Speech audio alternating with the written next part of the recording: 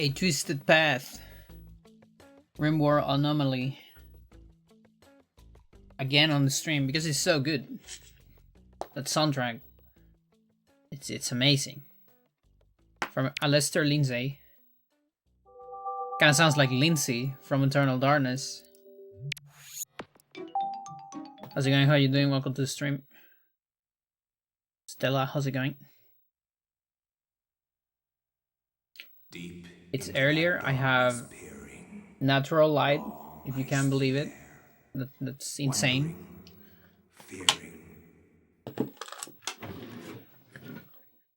That's the sun.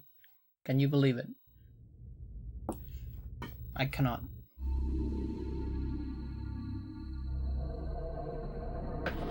Yo, Toast. How's it going? It's me, Mario.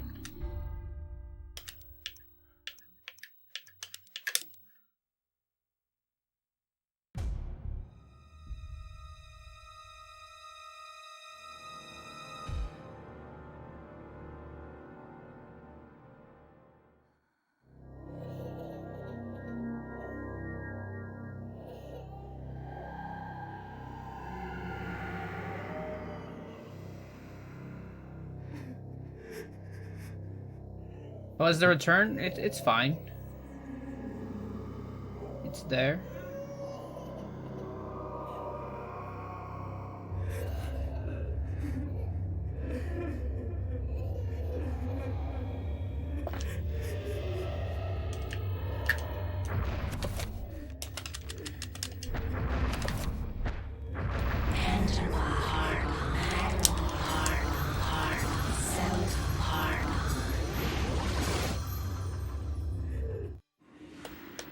To go back and watch your past stream, Lacey? No, it's fine. There's not a whole lot. It's just attempts. There's nothing extraordinary. If anything, you're better off not watching them.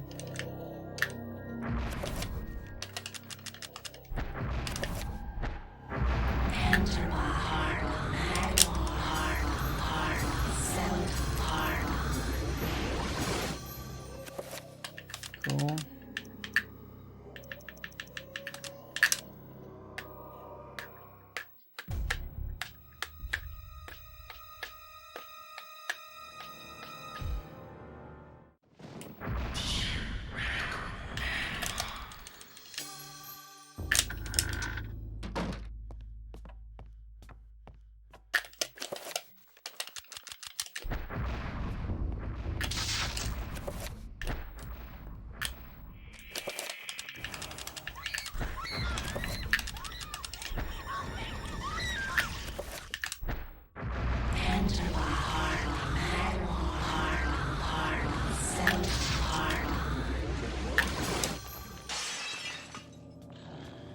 Movement.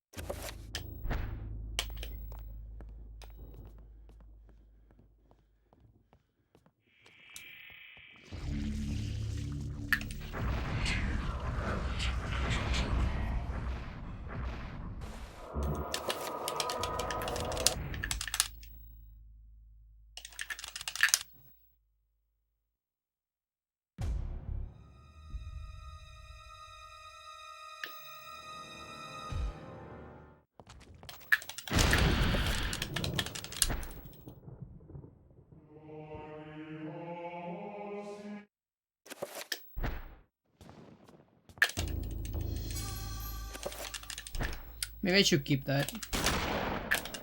Kill it with fist, I'm not sure.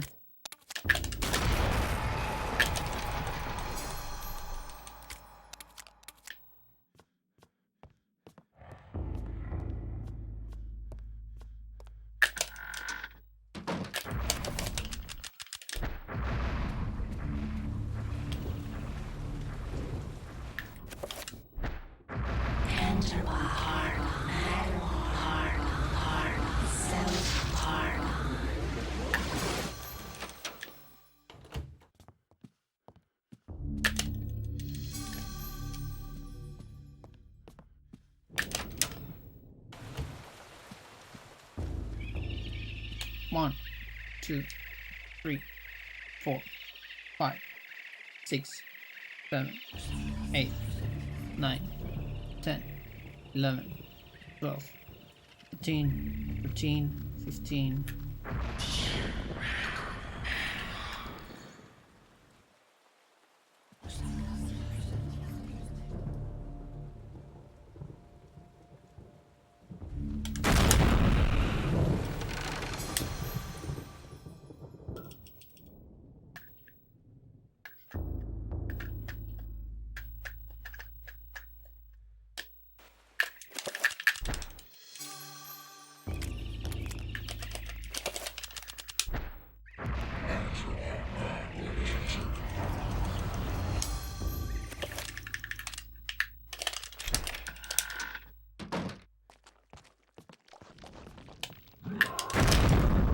Really?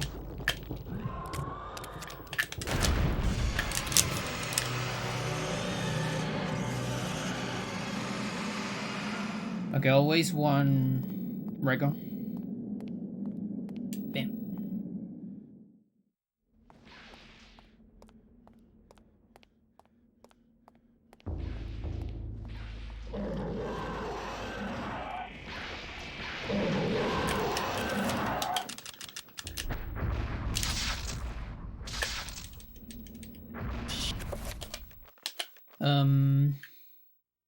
Is this?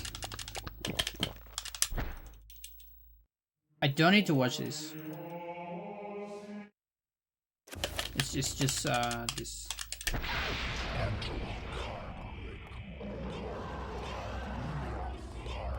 Yeah, that same thing, but without watching the cutscene.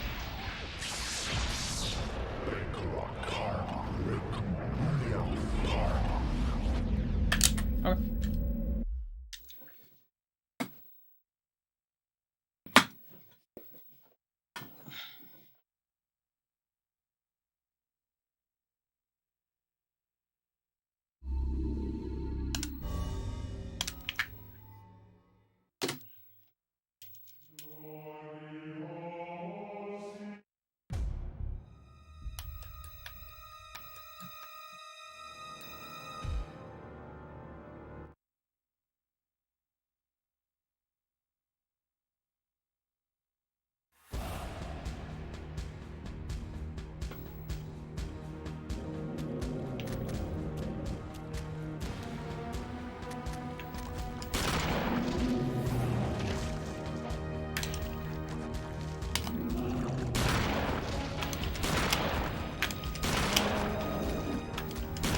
Killing, huh?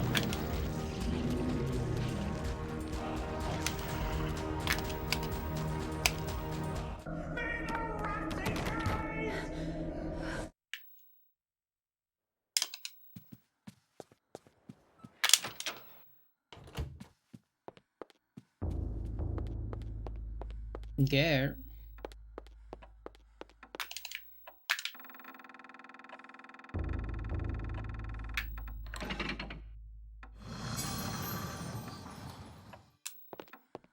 Don't you have a life? I don't have a life. Yeah. Thank you for reminding me that my notification thingy is smaller than it should. To think that once I could not Make it see bigger. beyond. A little better. Still kind of weird, but thanks for the rate. I hope you got a new PV on worm tape. How is it? Tapeworm? How is it called? Heartworm. There you go. Twitch loves switching you to 160p. Holy shit. That sucks. I think it's been doing that for me as well, but when I tab out of the stream. Like I tab out, then I come back and it's on like 24p.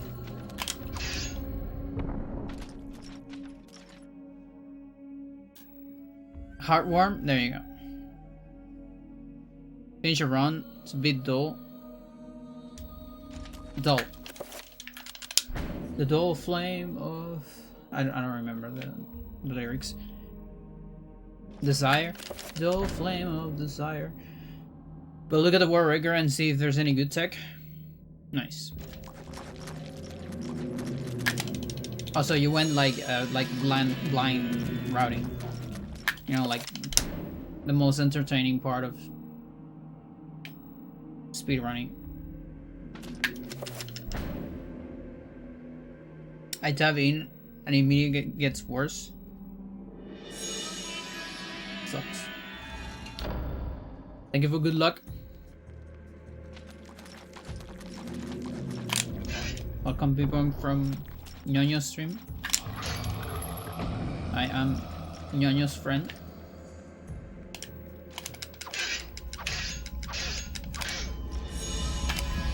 You might know this game from Nono's stream as well, right?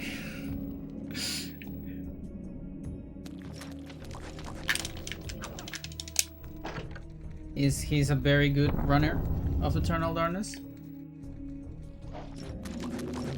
I got stuck.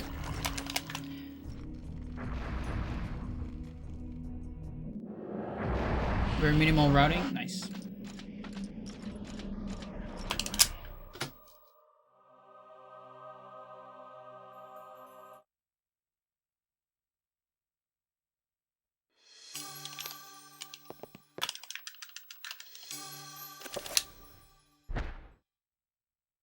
I cannot say what was the true beginning. Warm tape, that's gonna be the next, that's the sequel.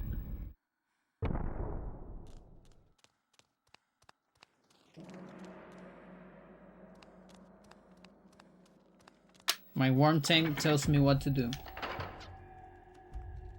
Tells me where to go.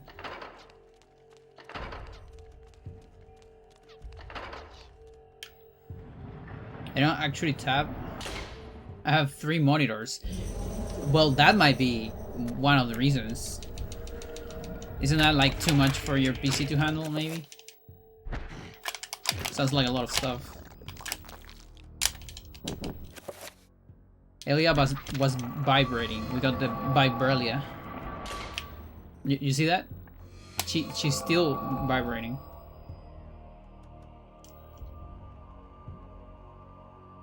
Would you still love me if I was a warm tape?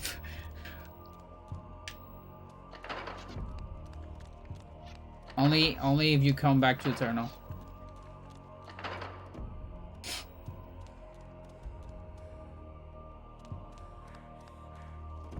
It's too lonely here.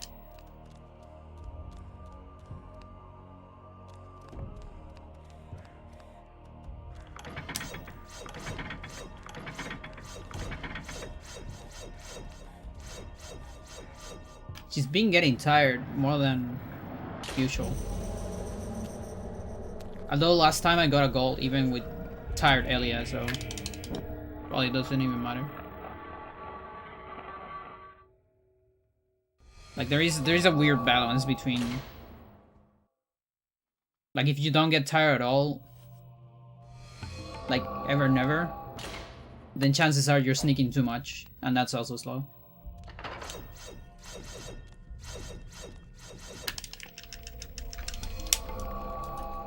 Oops, all golds. That's wrong. That's a bad look, Chad. Remember. I was gonna say acuérdate. It's funny that a lot of the time when I do commentary, just Spanish words like slip off my mouth. It constantly happens.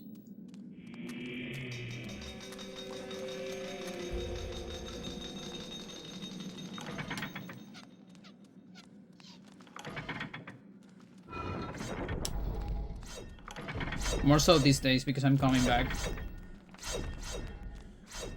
Believe it or not, chat, I don't talk English. My regular, normal life. Only on the stream.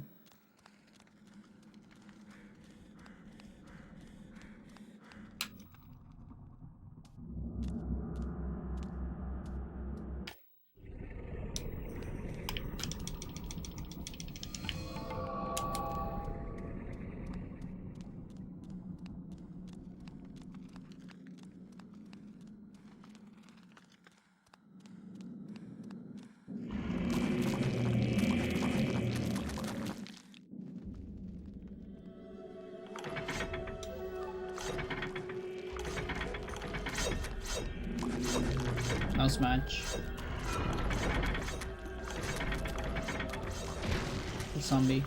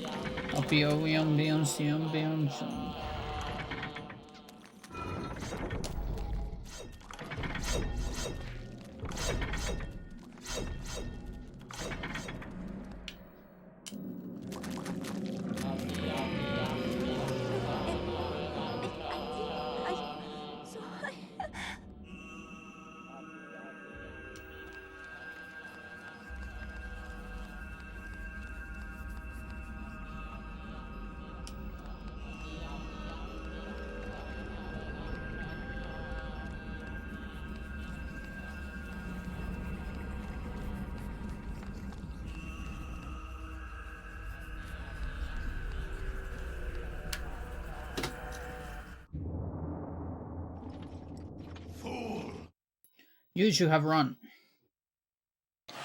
Instead, you will die.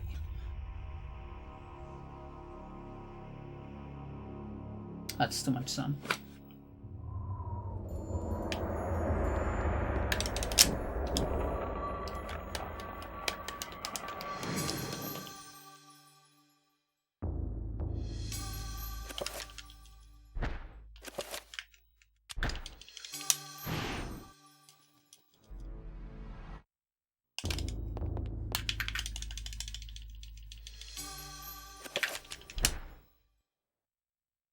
From my research, it is apparent that the endeavor...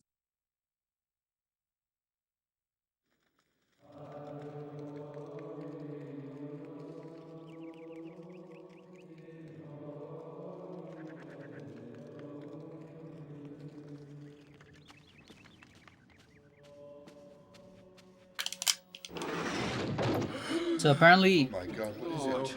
so you know, I got the We should get out of here. the first album from Billy Sheehan Proven from what we Discogs. have feared the I got most. Compression. That's the name of the album, and it has a like a lost media bonus track. You can't find it anywhere. I've been forgetting to upload that shit. I've been lazy, and it's pretty good. And turns out the second album, Cosmic Troubadour, the Japanese version also has a bonus track that I'm not aware of and I can't find online. But it's kind of weird because the original album already has a bonus track. I think it's A Million Tears Ago. Or Away, I don't remember. And it's solid, it's good. Not crazy about it, but it's good. And so I'm kind of used to listening to that at the end. Right after, I believe Hope is the last track. Technically. But every version I listen of it has the other, so... But then the Japanese version doesn't have it. And instead it has this lost media track. And after that, for some stupid reason, I would never understand why bands do this. Like seriously, it's the most stupid shit ever. Right after the album is over, it has the 2 radio edits of 2 songs that are already on the album. Like, dude, I don't need that. Just put that on a single. I already listened to that song in this album. Like, what's the point? And it's usually just a lesser version because it's the radio edit, so they're cutting the good shit. I don't get it. So I don't really know if I want to get it just for that lost media song. Because for me, the point of having a CD is being able to listen to it all the way.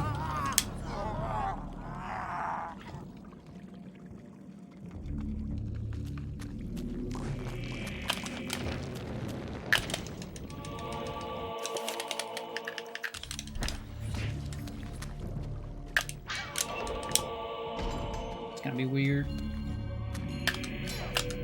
Yup. You suck. I suck. We all suck. I hate this life. I hate my life. Release the Spotify edit. That's the funny thing. The Spotify edit doesn't have anything interesting. It's just like I also try to find it on Spotify and there's nothing.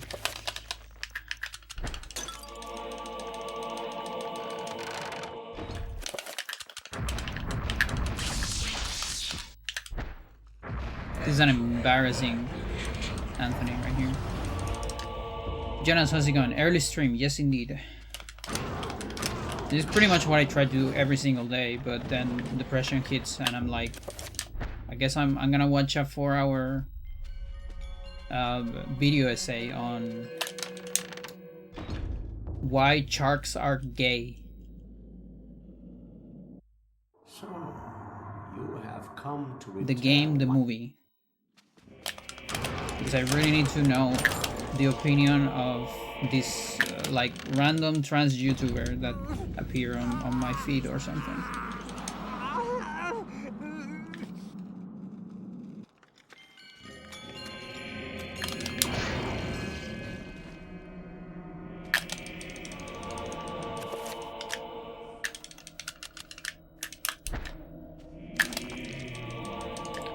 Fitch sticks. Fitch sticks.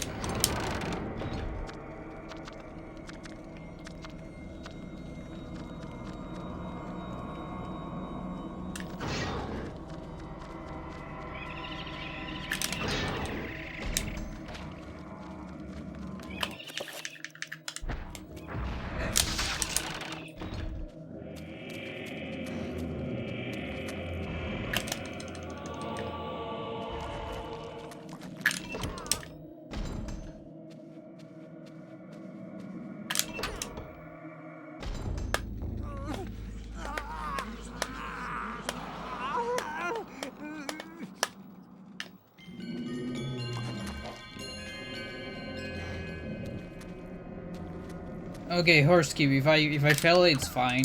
This Anthony's ass.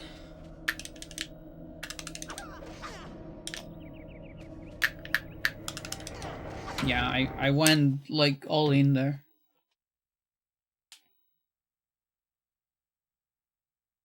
Set up less.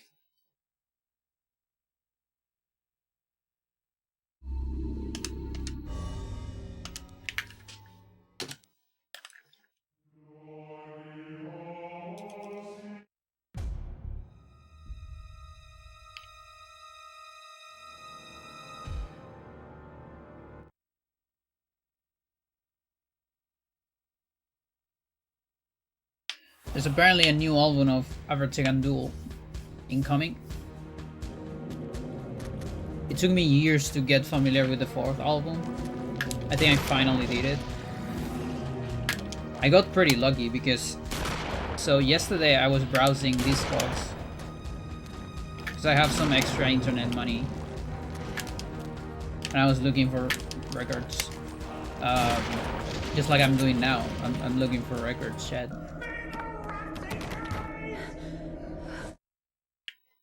And I bought, what did I bought? I bought a Flirt CD, Cameras. I bought something else, but I don't remember what it was. It's not the Cosmic Troubadour. Or was it? Maybe it was.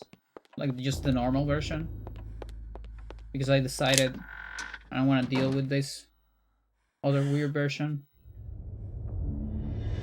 And so I was looking for more stuff and I just went through my library of like MP3s, my computer. And I thought, oh, I actually don't have a CD. So Avertegan Duel, for those who don't know, that is like, open yourself, dude. That's the name. But it's in Spanish. Ábrete, Gandul. Gandul is a very like niche word for dude or person or subject, whatever. Open Yourself. That's the name of the band. It's a prog band from Chile. I've seen them live several times. They're very niche, very under.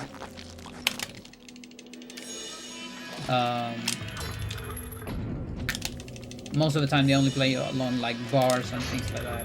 They're pretty good, by the way. And I have the second and third album from them. I don't have the first one because the first one is almost lost media. Physically speaking, I have the MP3s, but like extremely hard to find a CD of that era. They also sound very different because they're mostly instrumental. I mean, these days they're totally instrumental, but only the first album has like a guy that sings, which is pretty good, but it's also pretty weird. The guy is something else.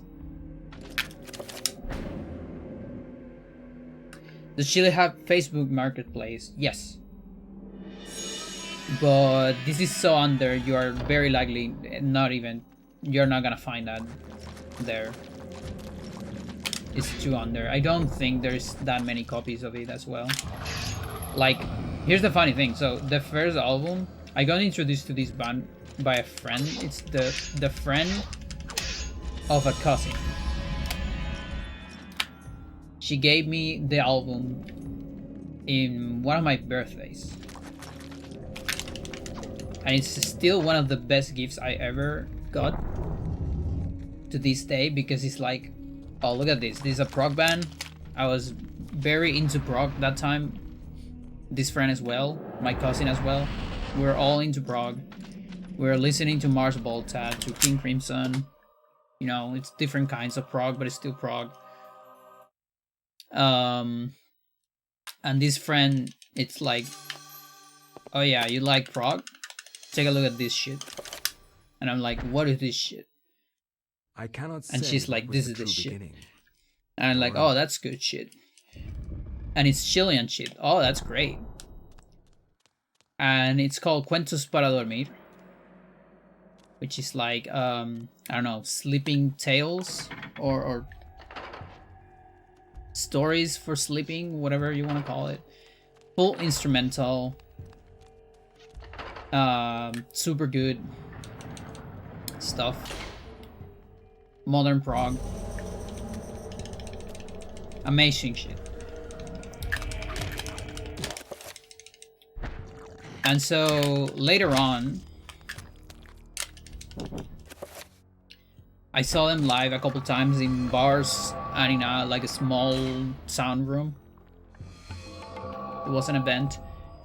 But I wasn't able to get the CD of the third album, like when they launched a third album eventually, many years later, after this. And I just couldn't get the CD, and it was hard to get. So I actually contacted one of the guys on the band, Toño Arceu, which is the drummer. He told me he had a copy. He had many copies, and he was of course selling them because of the merch. He was telling me that it was actually hard to sell this stuff on normal shops, because normal shops just wouldn't take their stuff because it's so under and nobody would buy it. So it's like, yeah, I just buy them. I just sell them personally. So we arranged like a date on just a metro on the subway, and it's like, yeah, cool shit, we'll talk a little bit about prog stuff, about the different eras of the band, and he sold me the CD. Do you know if it was some self-made? No, it wasn't. He actually had a label. Well, maybe the first one. I don't. The first one could have been, but it's probably still a label, just a very under one. I know second and third are like an actual label.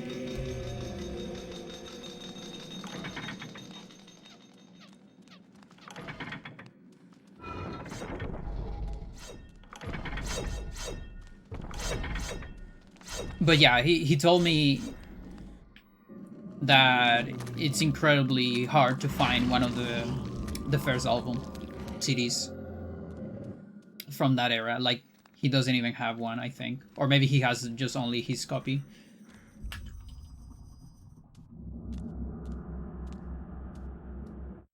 And so I got really lucky because, yeah, yesterday I was, again, browsing on Discogs. And then I browsed through my MP3s to see, okay, what things I'm missing. And I've never got the fourth album of them. And this is like from, I don't know, 2020 maybe? Like, it's been some years. And I thought, okay, let's look it up on Discogs. And to my surprise, it is there. And also, one of the sellers is Tonio Arceo. The drummer guy. He has an account on Discogs and he sells some of the albums, everything but the first album of the band and some other prog shit.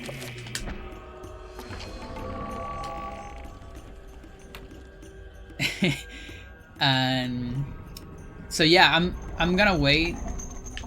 I didn't buy it immediately because here's what I'm okay. So that's what I'm really lucky. I haven't even told you what I'm this lucky. So looking up for that, I'm browsing the releases of the band in Discogs and I see how is it called? It's like Sociedad Moderna, Sociedad Contemporánea. I don't remember, but there is a name I don't recognize. And he's like, what is this? And then it says like new, like fifth album, 2025. And I'm like, what? When did this happen? And the thing is, it hasn't happened. It's happening. And I'm like, okay. And I start looking online. And apparently they have a show this fucking Saturday. And I'm like, dude, I almost missed this shit. The fuck? How is that a goal? Why am I getting goals? Fuck you. Stop giving me goals on Elia. So I bought a ticket, of course, like frame one. And it's the launch concert of the new album. Even their marketing is underground. Yeah, that's the other thing. Like, I went into their, because I went into their social media, you know, right after this. Like, how did I miss this? Because I'm pretty sure I'm following them everywhere. And I look it up, and I am actually following them on Instagram. From my research, it is apparent I think that's it. Endeavor... And I look it up, and they have several like posts from the last days, but for some reason Instagram didn't show me any of that. I'm so mad. Fucking, like, you're literally not showing me the people I'm following. Oh my god. So stupid. This devil's work. And so I almost missed this. So I'm so happy that I didn't. You have proven what we have feared the most. And that's why I didn't get the fourth album on Discogs, because I want to see if, chances are they're selling it on the show. They're definitely gonna sell the fifth one, but there's a chance the fourth one is there as well. Who knows? And if it's not, then I'll buy on Discogs, because I'm literally buying from the guy who made it, so it's alright. But you know, if I can not pay for the mail stuff, you know, it's better. If not, whatever.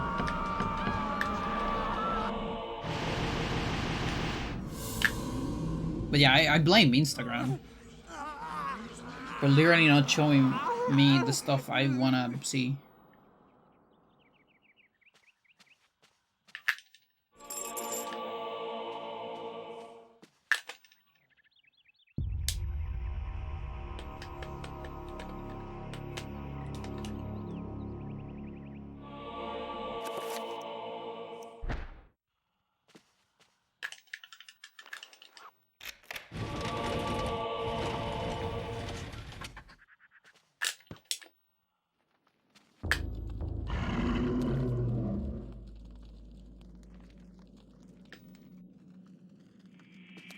But yeah, I'm excited for it. I don't remember the last time I go to a concert. I went to a concert where I actually don't know any of the songs that will be played.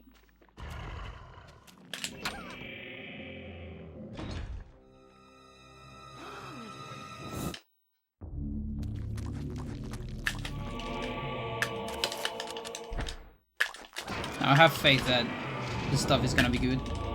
They're good musicians. Apparently the bass player also like soft switched to Chapman stick during like I think even the last album, not just this one, but I wasn't familiar with that.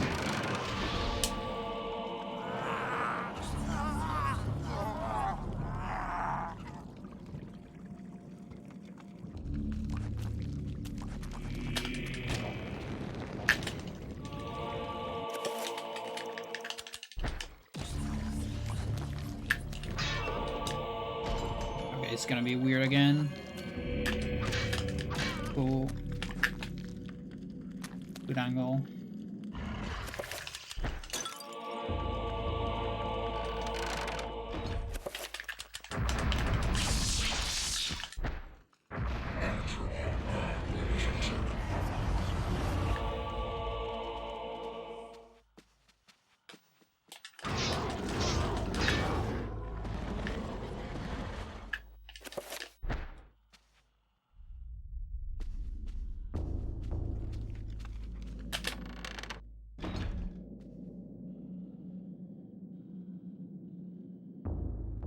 So, you have time to return my CD.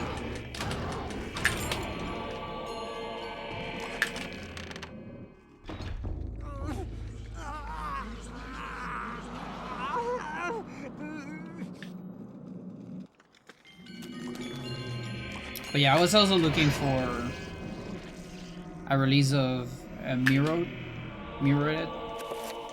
I don't really know how to pronounce it. The first album from Battles. It's another prog band. More of a mad rock than prog.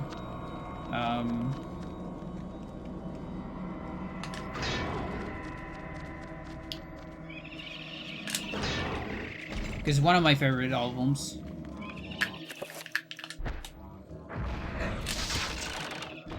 When I have a favorite album and it has a vinyl release, I usually want to get the vinyl, but also it has to be a good press. So I was looking for a good press, and apparently there's no good press. All the press are ass.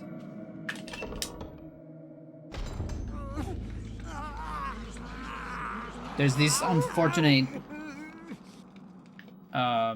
existence of LPs that are on a weird time scale. Okay. Okay, the mute's pretty good. I'm gonna wait for it. Is it really happening?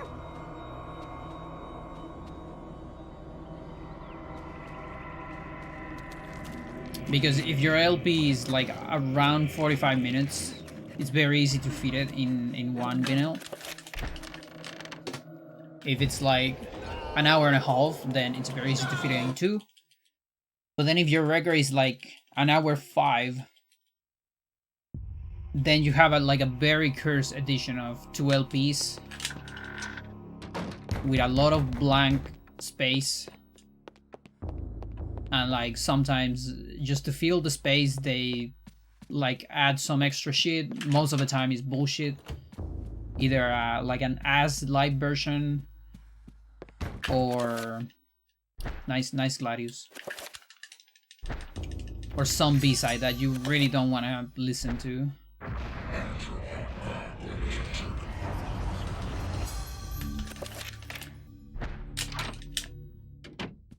Some insane people even do that with vinyls that definitely fit on one, like albums that definitely fit on one vinyl, but they do everything to make it fit in two. Modern psychology of And sell it as HD vinyl. It sounds better. Sure. It's just so you have to pay double. I hate it.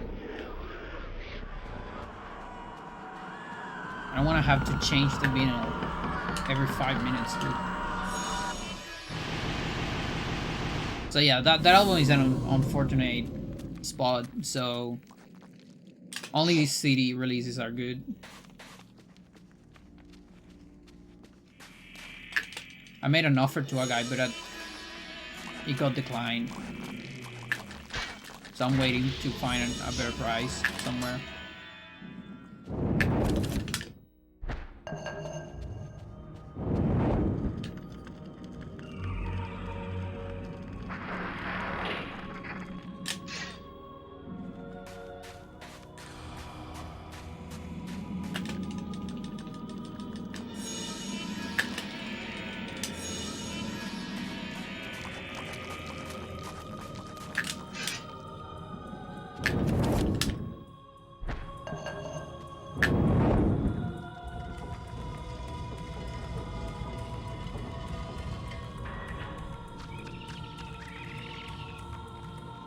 I'm also getting a lot more into Redbox lately.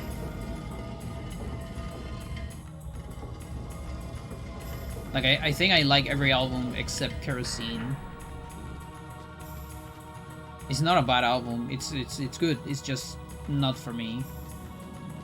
It's too acoustic for my taste.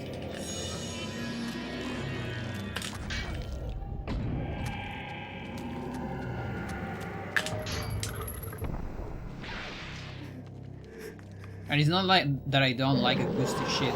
It's just that when an entire album is acoustic, I get a little bit sick of the tone of the Gunstar acoustic guitar. It just gets a little bit overwhelming for me after like the 10th song.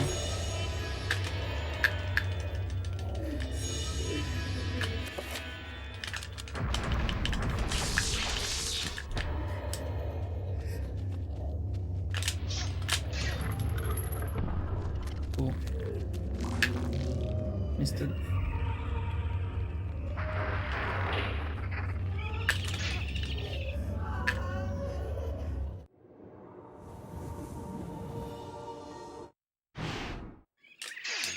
Isn't really happening.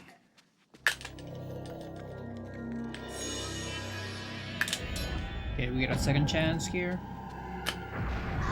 Belly as well.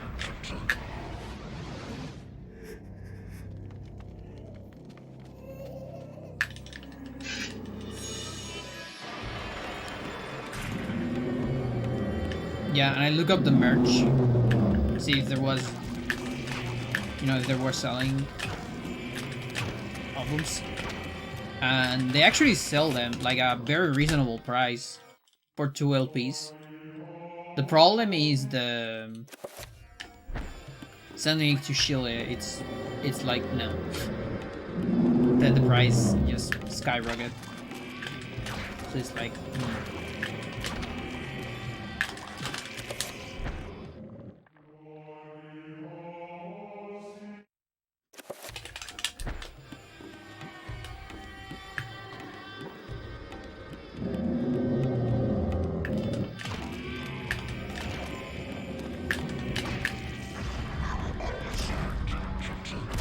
How magic will look like here. That looks a little ass, but at least it's 100%.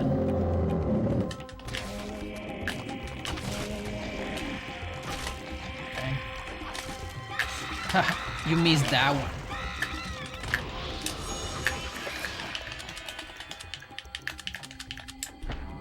Try to.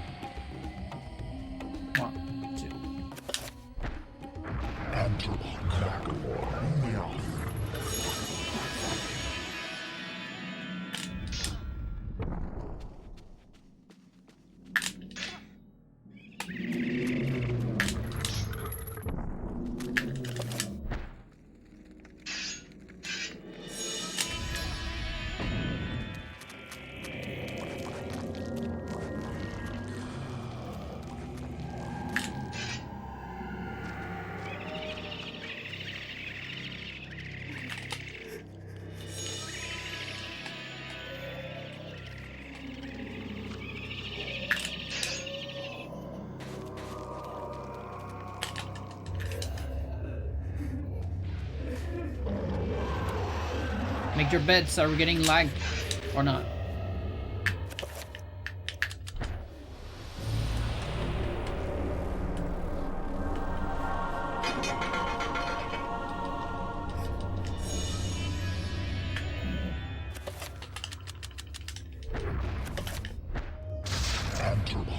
It looks like these are magic.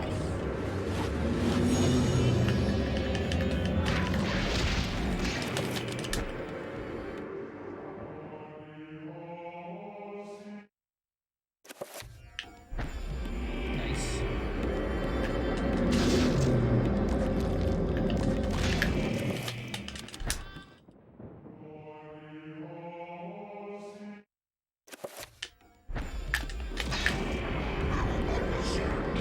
And I don't know if it's enough. Okay, cool.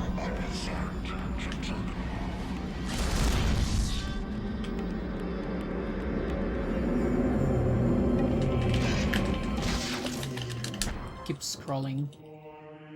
A lot of Zelda brain here.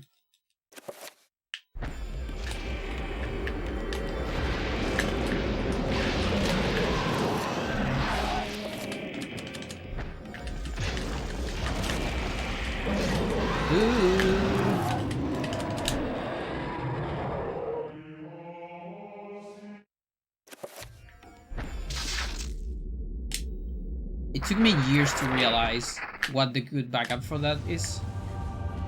And it's so simple. Like, it's actually so simple. You just have to do... Like, you do an anim cancel of the electricity into an on-target attack. So you knock down every single zombie. And then you proceed to kill the horror. And that way you will never get stuck on zombies, like I used to in the past.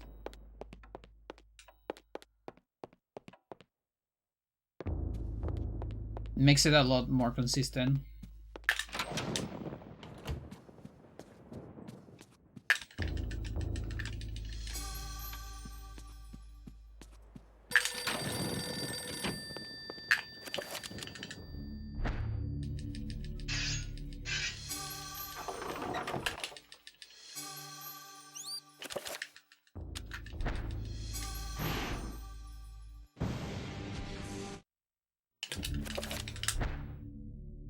I will not argue that I was shocked by the sudden mention.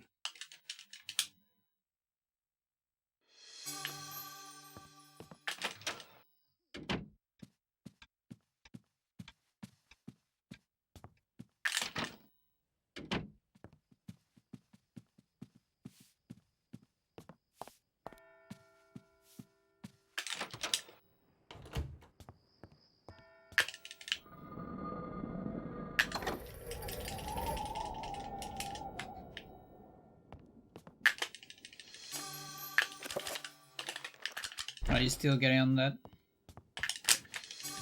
I thought maybe you'll change position.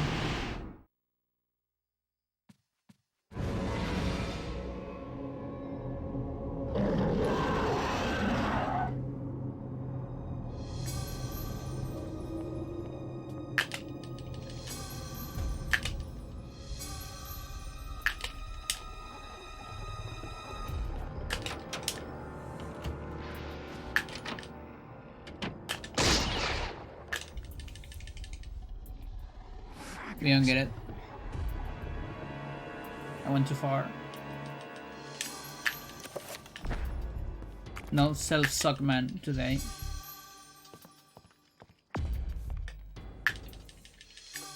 Kojima is not pleased.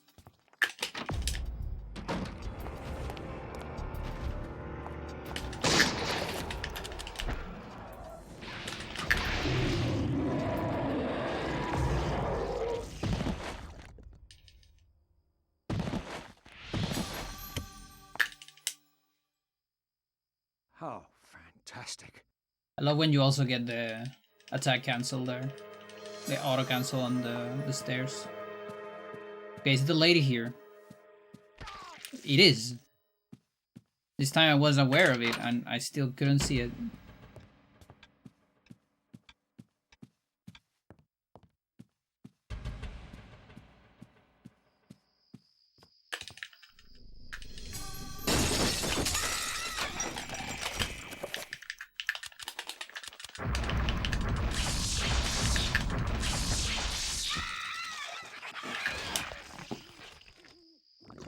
believe this.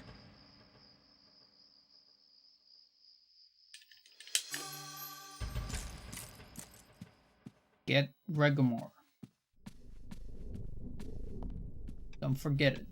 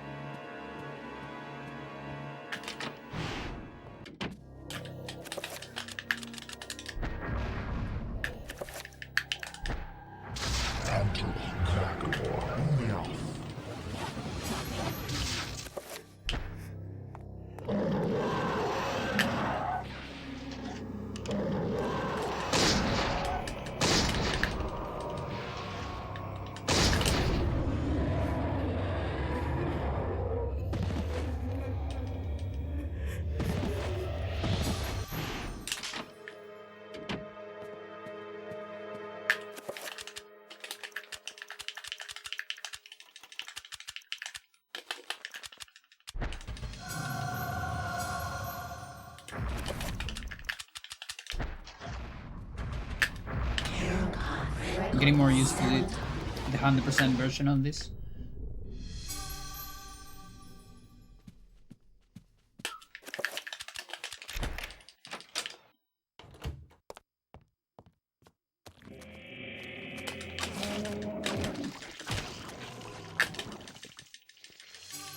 Is the fast pickup? I can't believe this.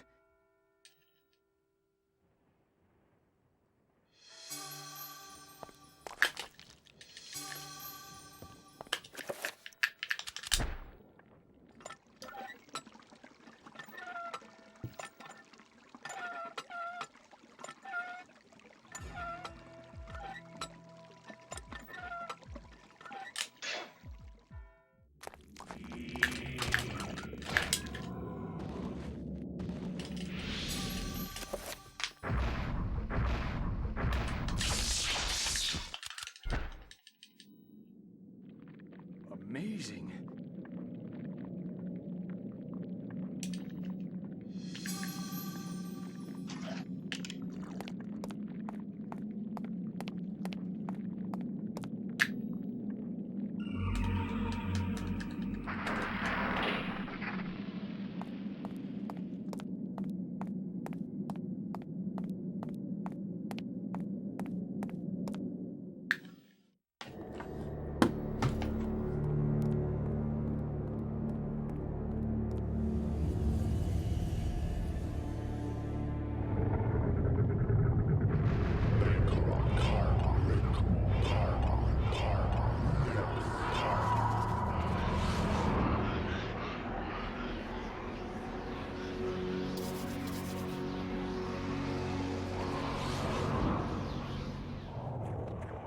The Hydralisk.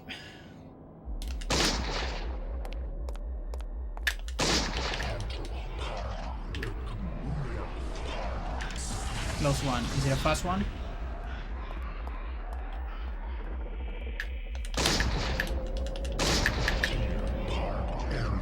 It's a reasonable one.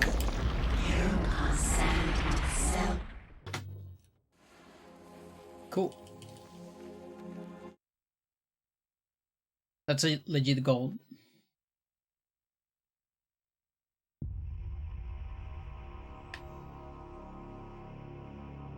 Shields.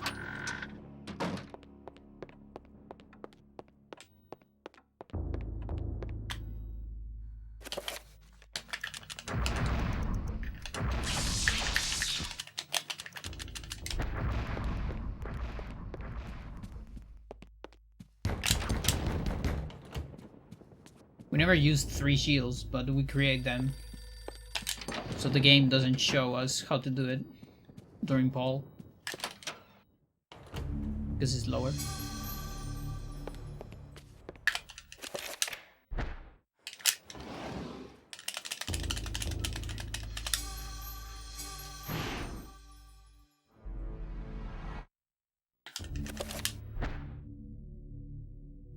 The ancients' influence was incredible. From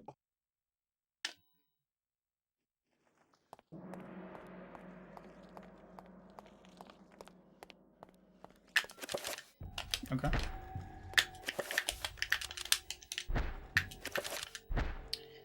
Boy.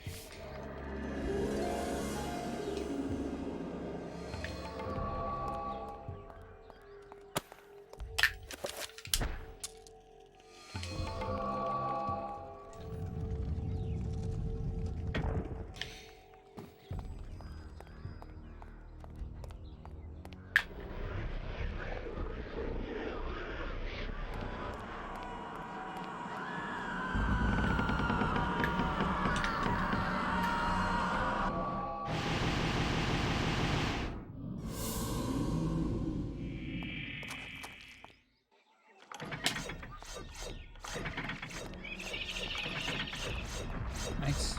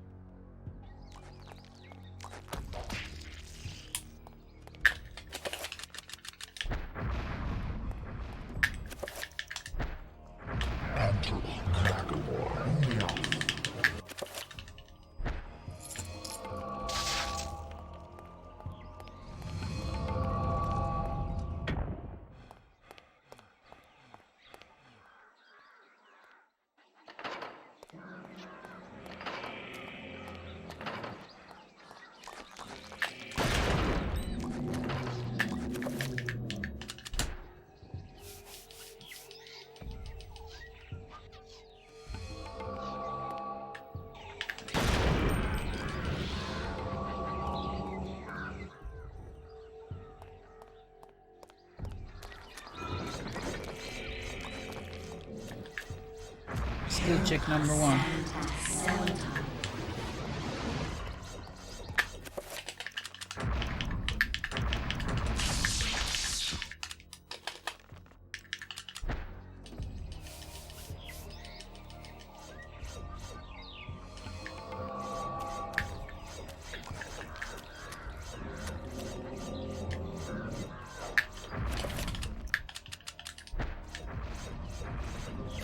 I don't see bleeding walls.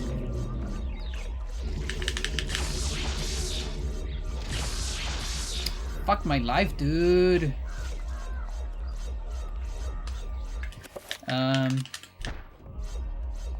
Like last time that low-key work. Oh fuck. Ah, dude. I'm stuck. I need to work on that backup. Like there might be a direction that actually works with that backup.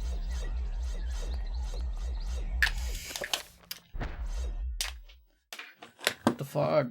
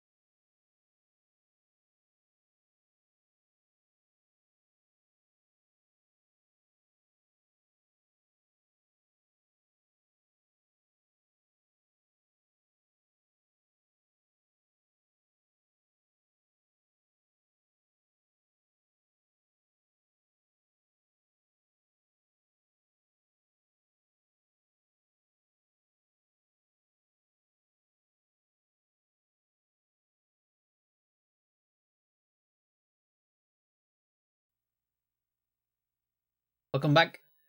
That is Realismo sin renuncia from Ábrete Gandul.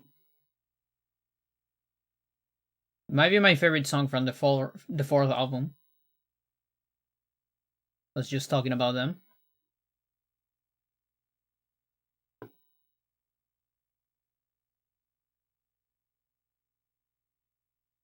So if you are into that, you might like the band.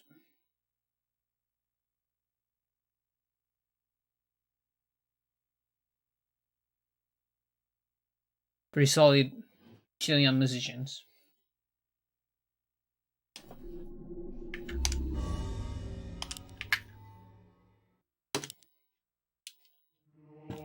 The sun is intense.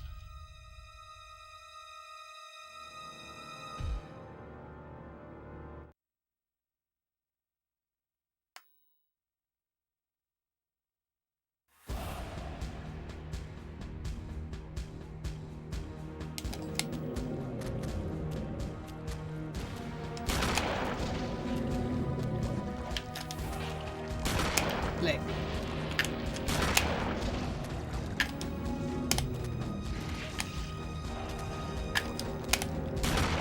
Almost led.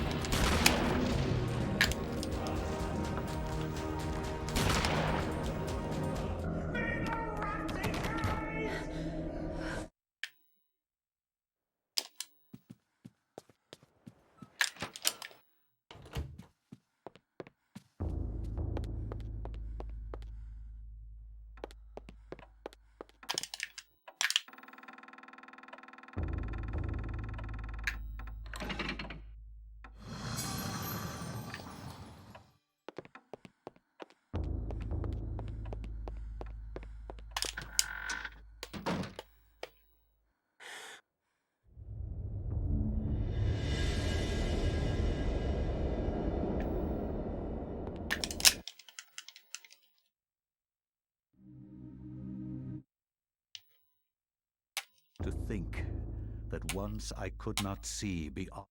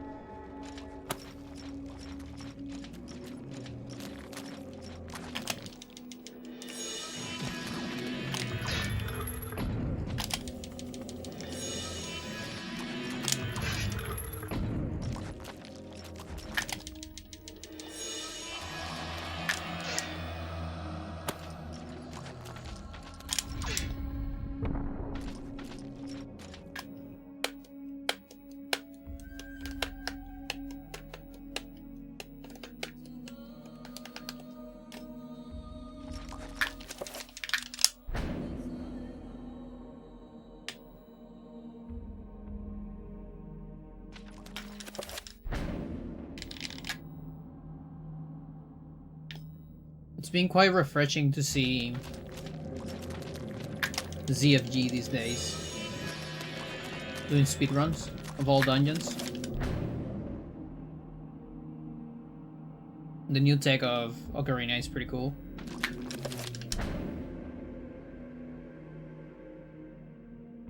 I hope he gets a record.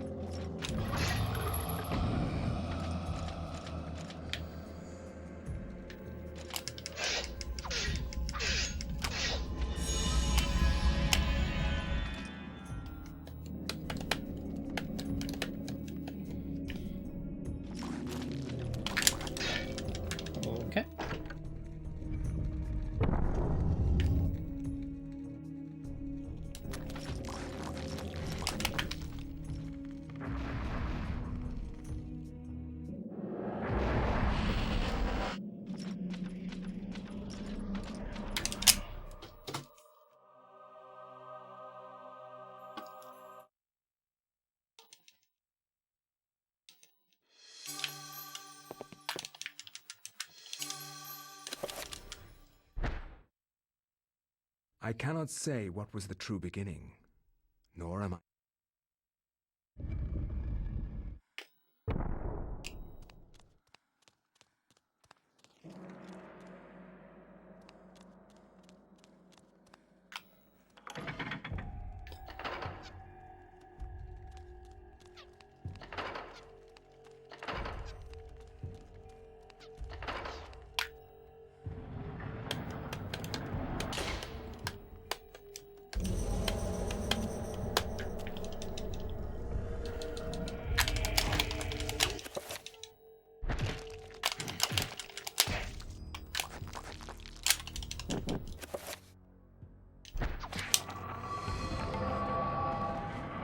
I finished making all the prefix and suffix of the numismatic system for gear in my Untitled RPG.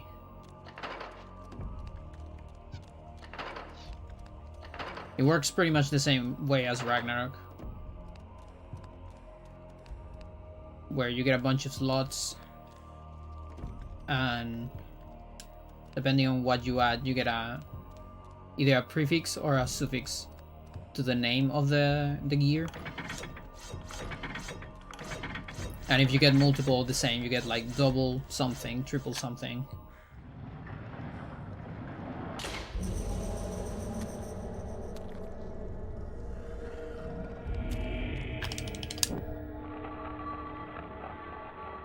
Untitled, yes indeed. It's like so hard to come up with names.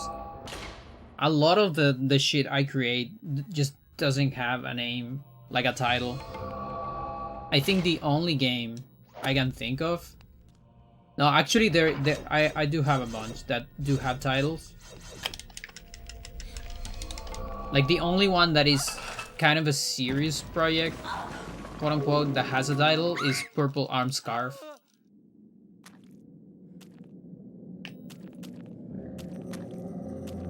And the title has a reason and all that. I have some other titles. I have Sadastra as a title, but that's more of a concept, which is it's supposed to be like a horror game based on like you wake up on a world that is upside down, and you have to survive, and you don't know what's going on. So the name comes from Casadastra phobia, which is the fear of falling to the sky. There was some new finds in OOT having kept up. Yep. Basically OOT now has zombie hover. Refined, because it had zombie hover for a while, but it was never really that useful. Now it is useful, and there is a way to save like more than a minute, or up to a minute, I remember, around a minute on Fire Temple. So there's a bunch of categories, like all dungeons, and some of the like sort of individual level categories, like Nocturne, RTA, stuff like that, I believe. Basically anything that involves Fire Temple.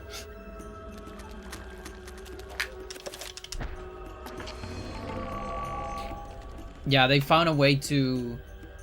Because there's always been a way to do like a very long zombie jump with hook shoot. But even with the jump, there was no way to move during that. And so even if you can jump from the Darunia room all the way to the top, there's no way to load the next room.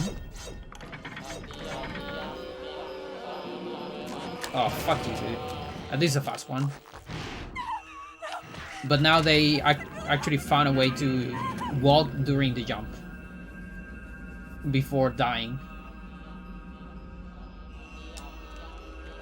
So they can load the room and then die on top of it and get revived with a fairy, and you're on top. It's pretty cool. And so the last like month or so has been a lot of like rerouting on different stuff. CFG made it first made an N64 route actually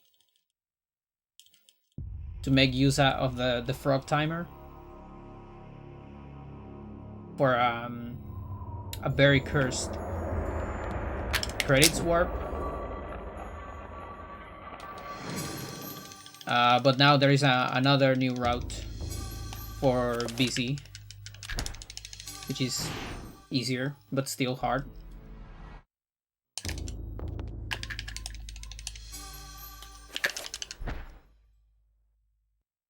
From my research, it is apparent that the Endeavor... But yeah, the rerouting has been kind of crazy because a lot of things can be done in a different order now, or have to be done in a different order. So you don't get the full benefit of the minute that saves, of course, because you need to sort other things. Oh my god, what is it? Ace any percent seems did not apply. We should get out of Yeah. You have proven what we have feared the most.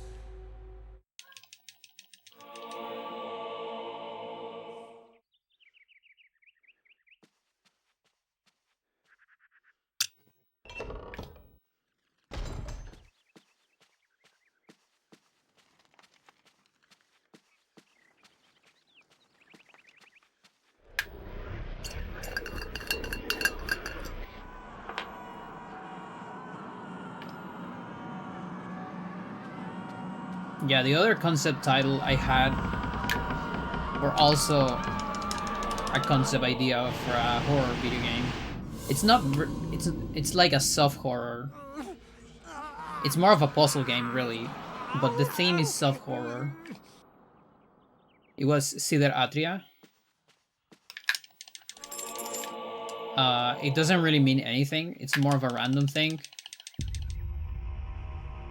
And it was based on a like dystopian reality where AI took over and it only makes puzzles for humans,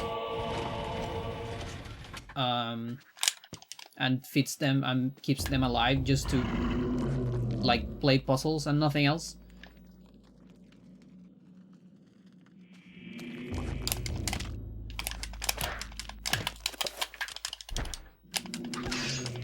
And that's because a lot of people think about AI sentience as, you know, being intelligent and all that, but no, it's just stupid.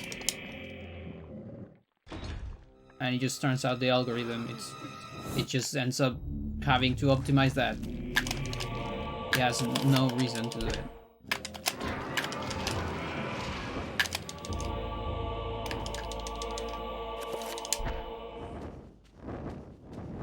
Wind Waker had stuff recently too. Interesting. Was not aware of that.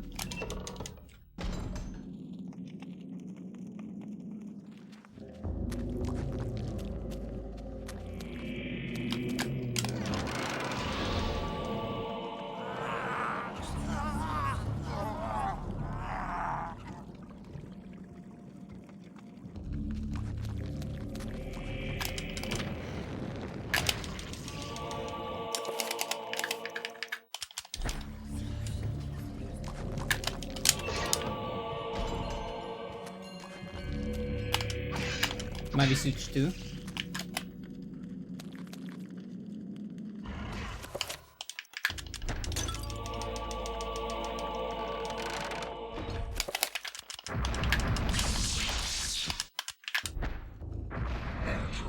If so, that's kind of cool.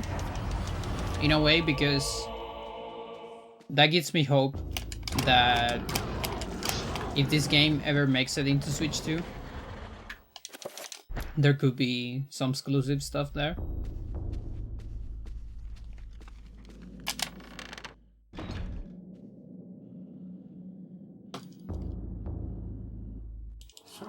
Like the one thing I imagine could totally happen is Switch 2 emulator not emulating crashes properly. And just letting you play the game after a crash. Like not sort of soft locking after it. And we have a bunch of crashes in this game.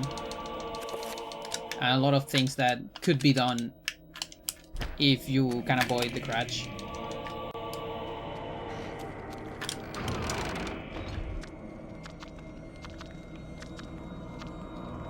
The same as MMU off? Yes. Yes, indeed. So basically all the wacky tech that Sir soft-developed or mess with for a while before we starting enabling that, because that way we know if the things we're testing actually work or not. Most of it never end up in real tech. It was like messing around, hacking stuff and such. But it was like proof of concept of some stuff.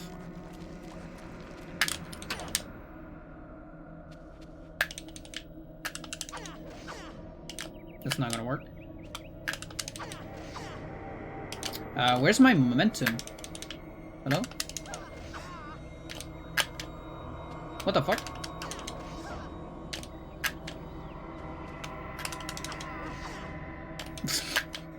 That's insane. Oh my god.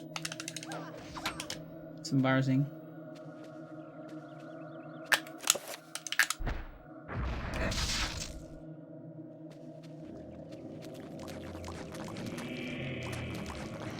I was pressing B too late, I think. It's pretty bad. Holy shit. And ignoring illegal OP codes. I hate it. Switch to exclusive. Can persist through console crashes, I see. Okay, so that is probably some good news for Eternal. Again, if we ever get it.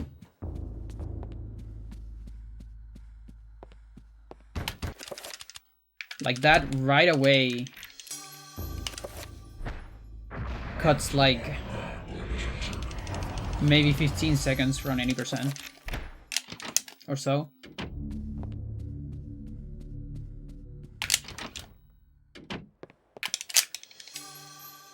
Like if it doesn't crash in Dreams. like extra items in BIOS. Modern psychology of That means if you use my route, like the route I use on the record, you don't have to get extra items on the inventory, meaning you don't need trapper bullets. Which again, I'm just throwing a number. I'm guessing 15 seconds or something like that. But it might be something between 10 and 20. It'll be Siege 3 exclusive. They'll fix the emulator right then. I don't see Nintendo ever doing any kind of hard work into an emulator though.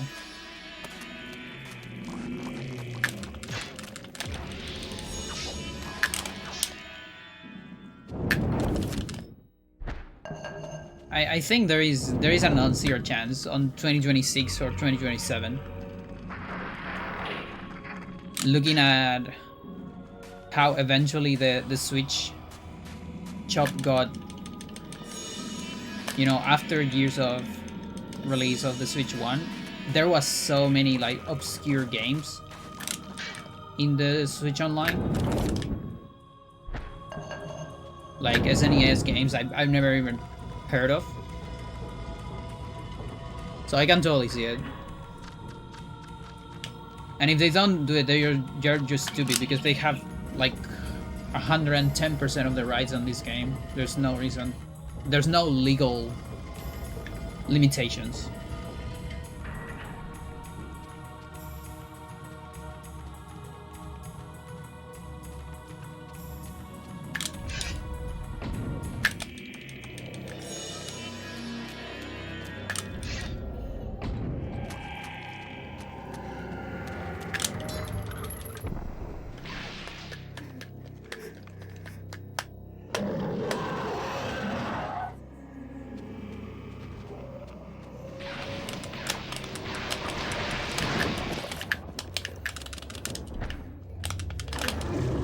Yeah, I'll make sure to check out what's going on Wind Waker later, because I'm curious for this game.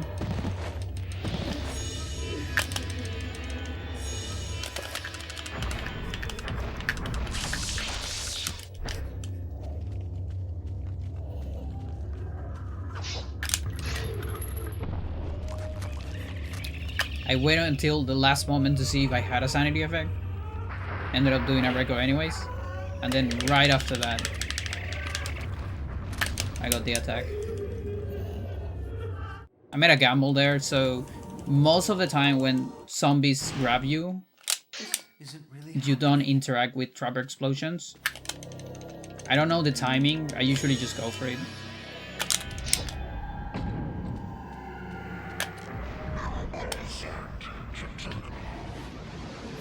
Because by that time I'm already losing time on a zombie grab, so I'm like, yeah, I don't want to lose even more time on cutscene. If it grabs me, I'll reset, whatever. I mean, the trapper grabs me.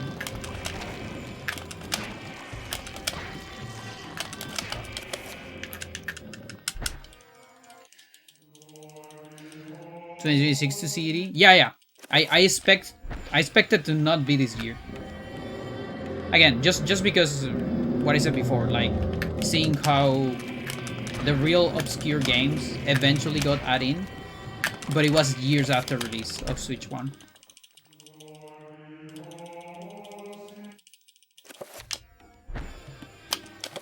So 2026, if not 2027, even 2028, wouldn't be surprised.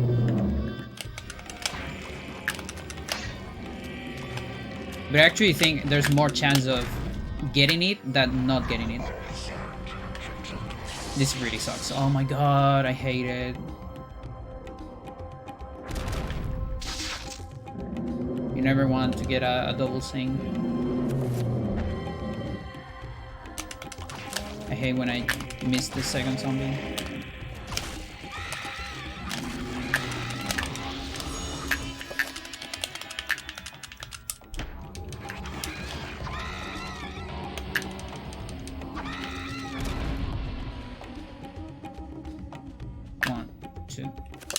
Very scuff run here.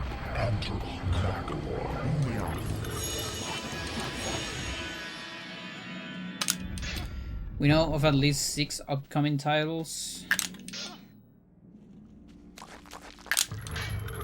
before ED. Smash 64 still isn't in Switch Online, but I mean online. Oh, but wait, you mean like you can play online?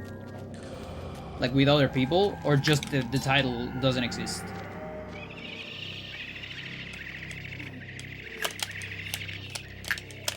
Hello?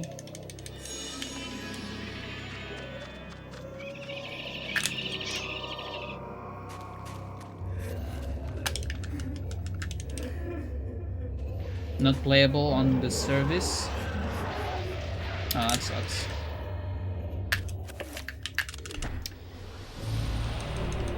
Well, that's a bad precedent.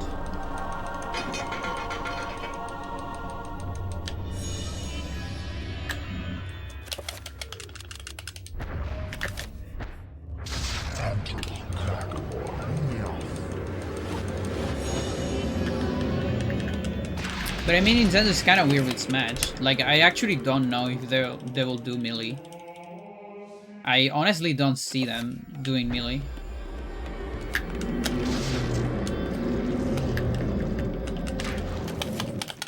The thing is, they want to... I feel like they really want to capitalize on Ultimate as much as possible. Even though it's not like you're gonna lose Ultimate players because you have Smash 64 on online. But I don't know. Nintendo is dummy, so...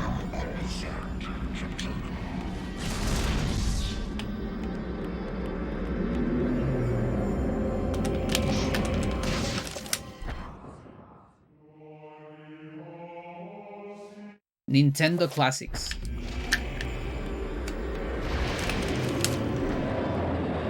All those people that wouldn't buy the newest match.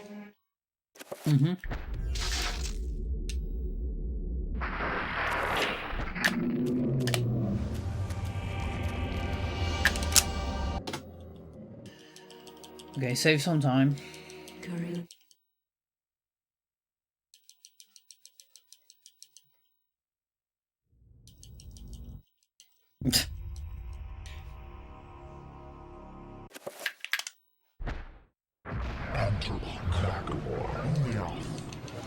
Pokemon Coliseum on XD.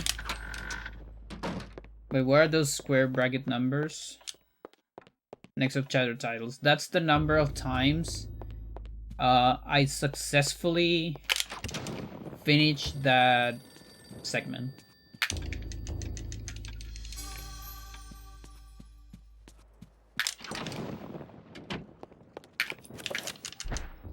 So on top of the splits, you see 62. That's the number of total attempts. But that doesn't really give you a good idea of how much time and how much success you've seen in runs. It's, I will not argue on its that I own, was is a shocked very by the meaningless sudden number. mention. But then on the chosen one, which is Pious, you see 53. That means I'd finish 53 Pious chapters. Which means I've reset 9 times in Pious on this category.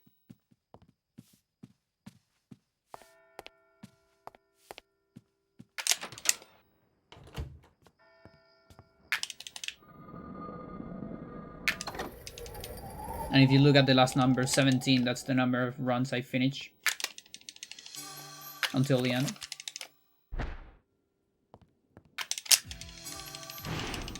$17 out of 62. Then on Forbidden City, which is Roberto, that's 27. So there's 10 runs that die after Roberto. And so on.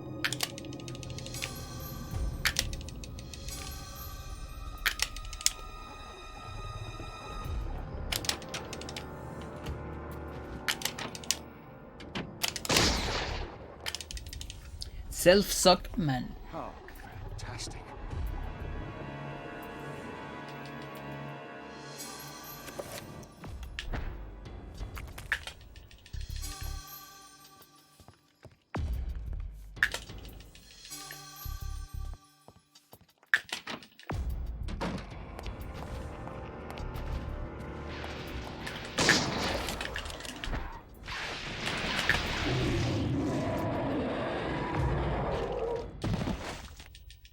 Yeah, the Pious one is the most unreliable one. Fabulous. Because you reset a lot there. There's a lot of like fake runs on the first split as well. Like you accidentally start the splits or whatever. This lady she just keeps doing it. What the fuck? Yeah, or you just reset because you get like a 1 second time loss. Because you're right there at the beginning.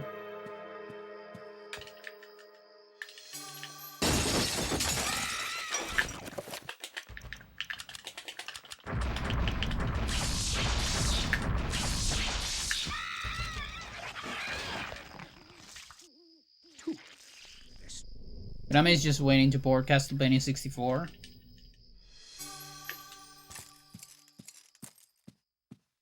I see. Yeah, but in that case, you see, it's a Konami situation, right? But Silicon Knights doesn't exist, and even if it existed, Nintendo really made sure to have all the rights of this game. I have literally nothing for the developers.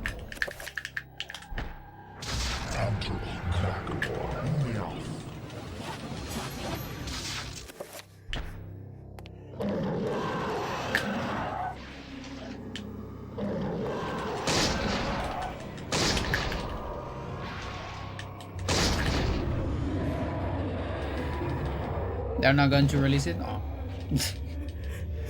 But I can see that happening. Oh, come on, I was trying to bait you.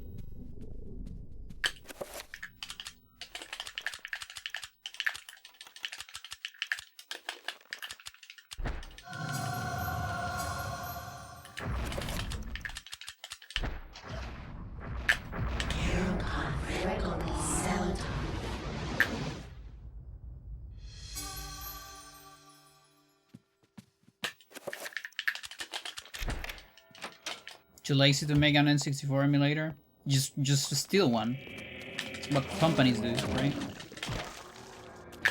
Did any company ever made an emulator? Fabulous.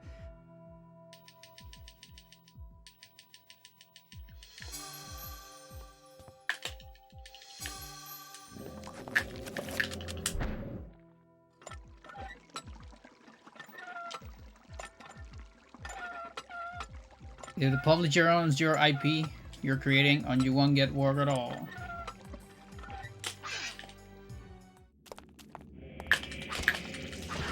You can always be an indie developer and hope for the 1 in a million chance you are Toby Fox.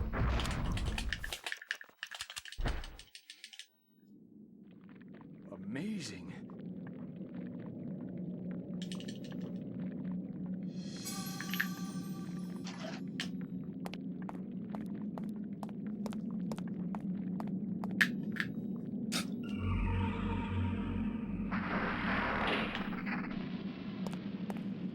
Yeah, it is crazy, and to be fair, like, yeah, it is a lot of luck, but it's also like, I like to call it the perfect storm.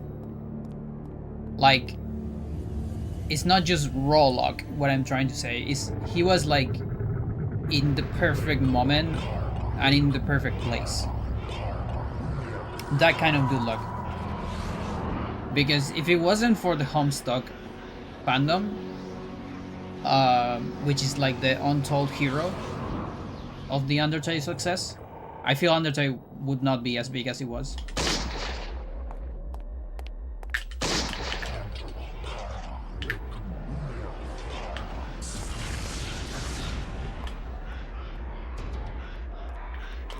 Come on.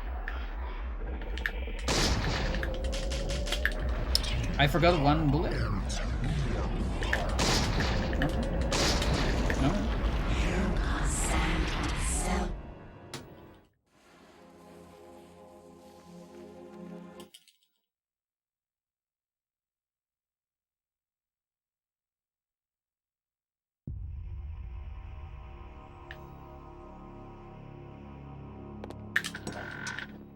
And not to detriment Toby Fox, he is a genius, absolutely. But so are like a million underground indie developers, I feel. Did I make Chill? I made Chill, right? Yeah.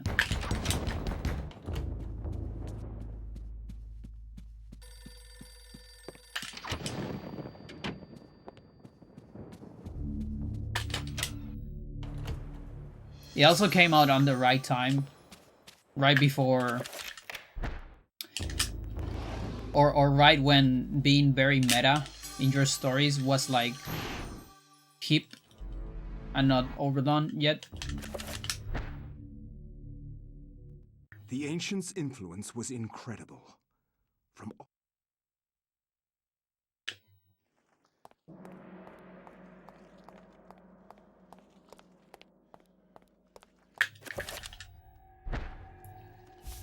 Switch to N64 still doesn't support memory pack. Oh my god, yeah, that's so stupid.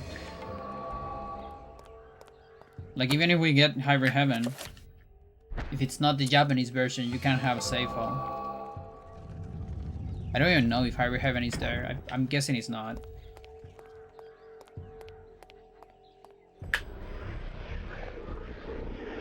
Reload got cut off from moving.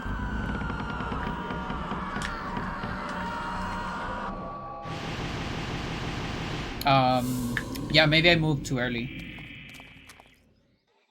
Because I do the modern, the hyper modern reload is... I love that concept, like, because you get like all strats.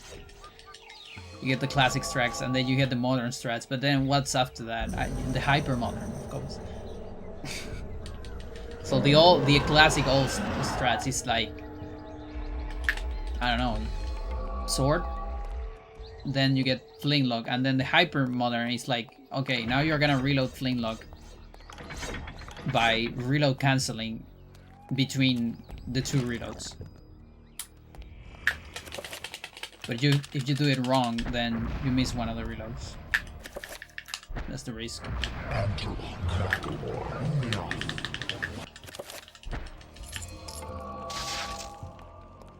Oh, this camera. Please make it. Oh, thanks. Like, I actually don't even know if there's a timer there. Maybe it gets just cancelled, but still scary. Because I never failed it that way. Ah, dude.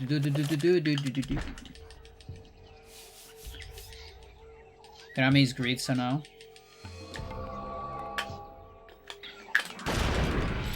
But do you think they even have the rights of that? Do you think anyone has the rights of Pirate Heaven?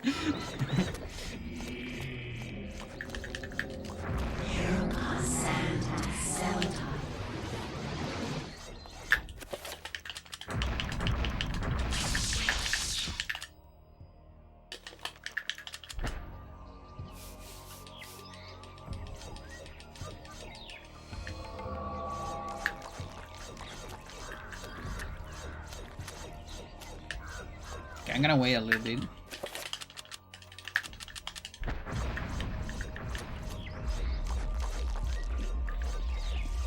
I don't know, feels like a better angle to me. How did I miss it? How did I miss it? What the f— Oh, it's so hard to get the angle. Oh, dude, 100%, I hate you. No chat, it's not free. Any percent silver cube is free. This one is hard. Because the position of an angle of the zombie is inconsistent. They have them, but they never put something on a subscription service.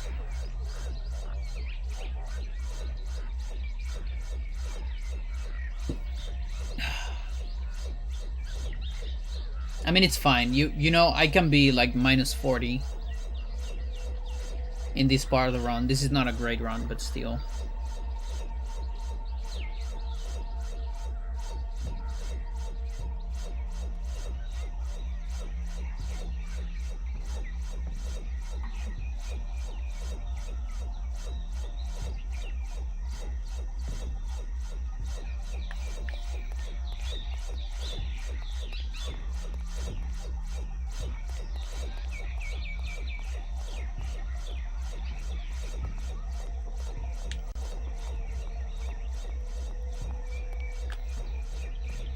Why can't you just leave the room and do the 80% setup? Because I need, okay, so the zombie doesn't get reset. If I leave the room, there is a non-zero chance that the zombie will just get caught by the traps while it's following me.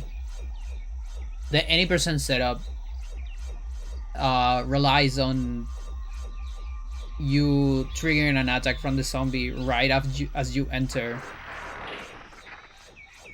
It's like activation radius immediately. Like even on 80%, I say it's free, but it's actually not free at all. It's free for top runners, but actually for new runners, it can be tricky because you are kind of in a time constraint at the beginning. And if you're too late or if your movement is bad, then you're not gonna hit the perfect setup. And then you're gonna have a hard time. So it's free provided that you know how to get to the right spot correctly. Otherwise, not free at all. This one, on the other hand, as much as you want to get to the perfect place and try to set up, there's just so many variables on the zombie movement that it's hard to get a fully consistent setup.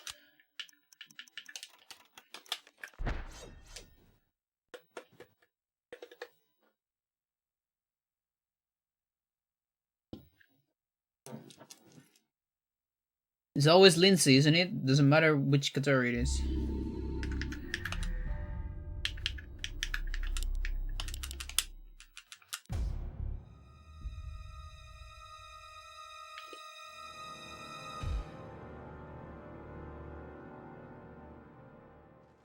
No, it's not slow. You just can't do it. You literally cannot do it.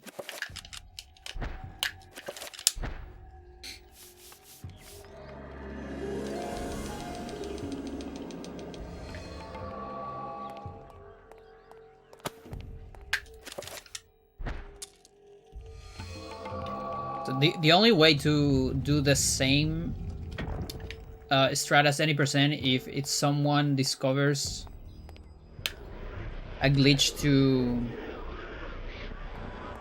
use the barrage when an enemy is close to you. Then you can do the any percent setup.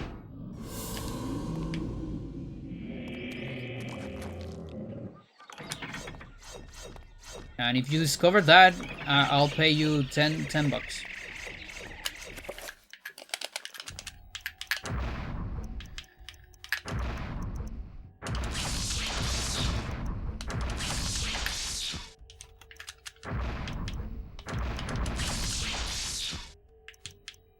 What else?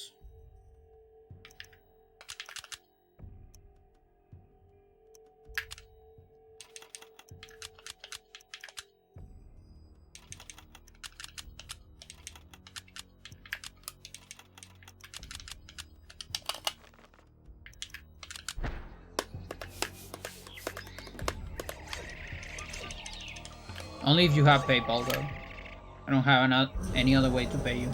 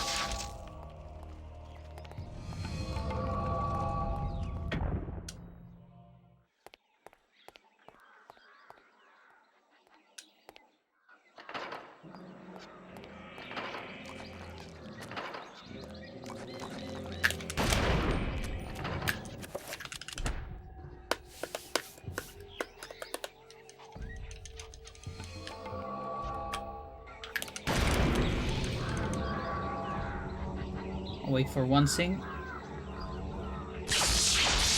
Leave. So I can save here.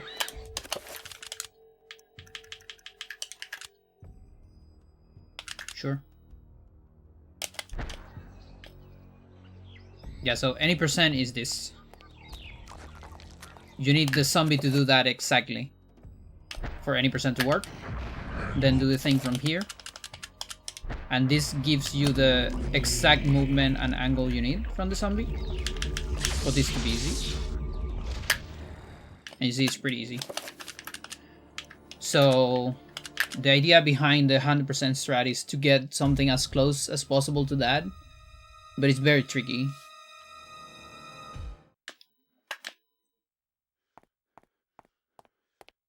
So we have to go as far as this.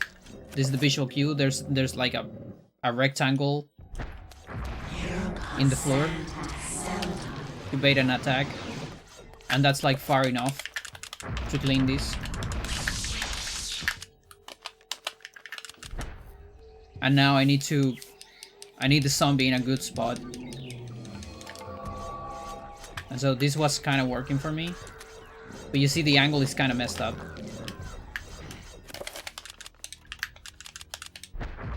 I could do maybe like a slower baiting the zombie into a different angle. Yeah, but of course in practice I get it every time because, you know, game hates me. It's only on runs that where it doesn't work.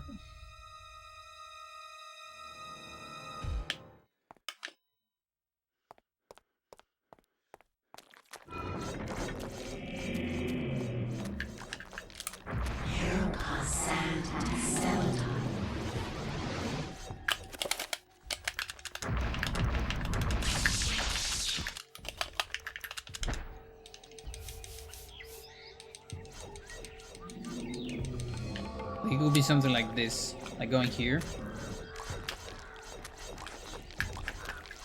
We get a slightly better angle, maybe.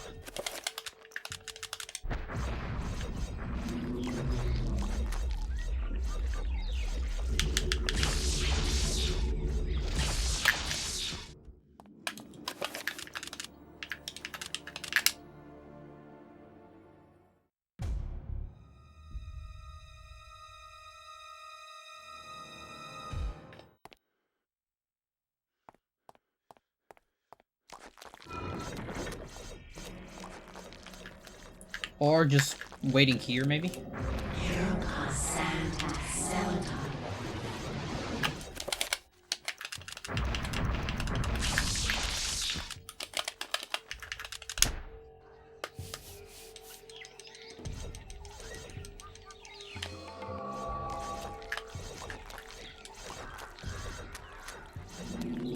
Could be that.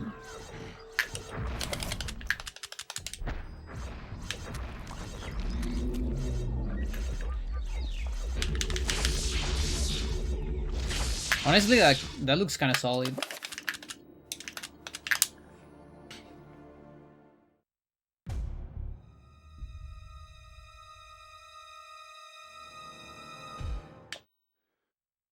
Like, I still will use the rectangle for an horizontal cue, but then just go for this corner. It's gonna be slightly slower because, like, every extra movement on the zombie, you know, it's extra time, but if it's more safe.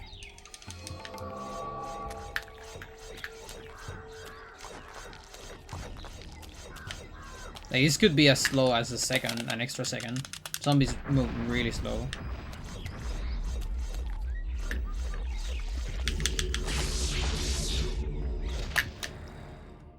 But a second of consistency is not bad.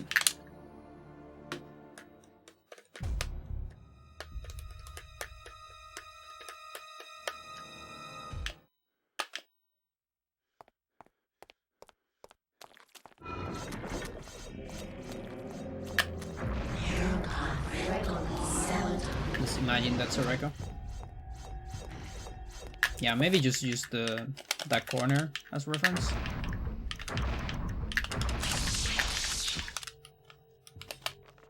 Sure.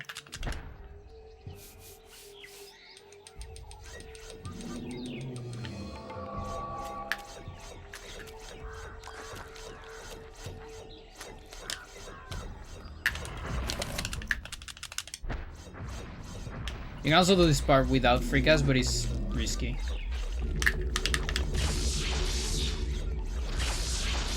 Okay, so when this happens,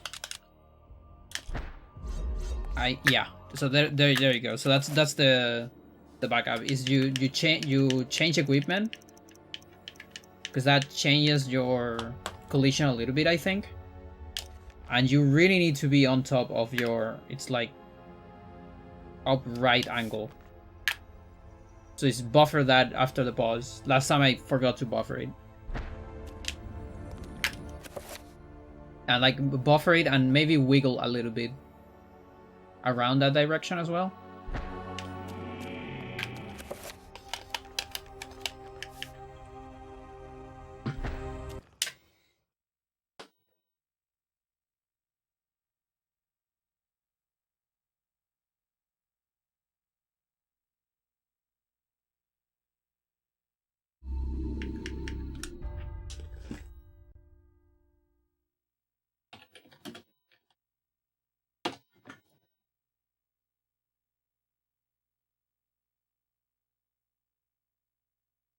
BRB.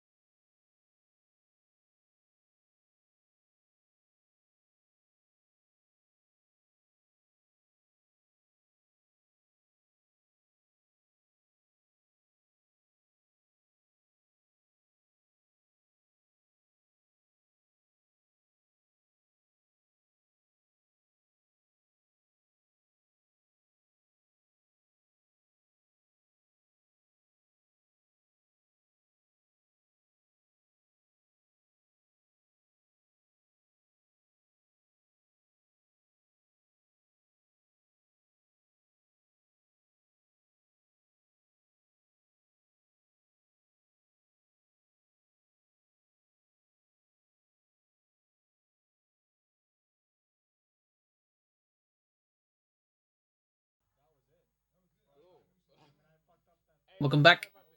That is Turtleneck. Bosnian Rainbows. Another band where I would really like to get the vinyl. Now that's a good press. I believe it has the good length for a very decent press. But it's kind of expensive. I haven't found a good price yet. It's a little scarce.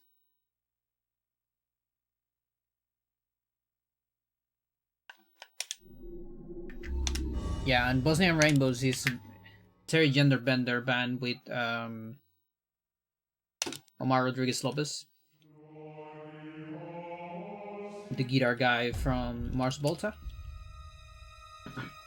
And Terry Genderbender is the singer of Le Butcherets.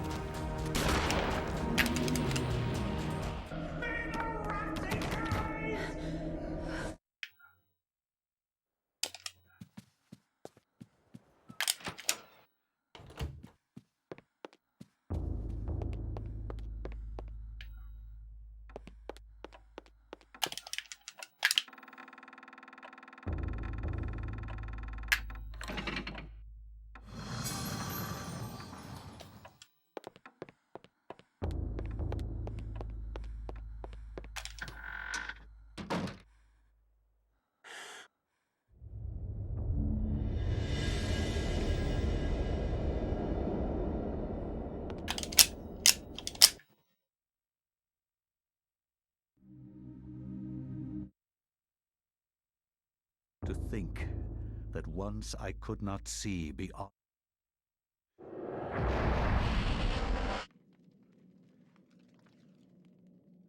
Yeah, and I guess I'm using a turtleneck myself, right? I have a weird relationship with turtlenecks.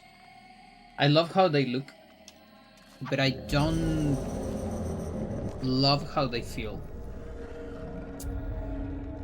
Like, I can't really use them for an entire day.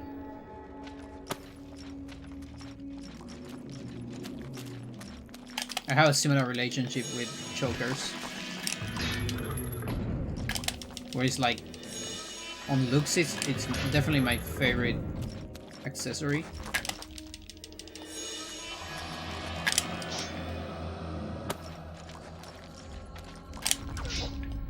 But if I use them too much, it feels weird.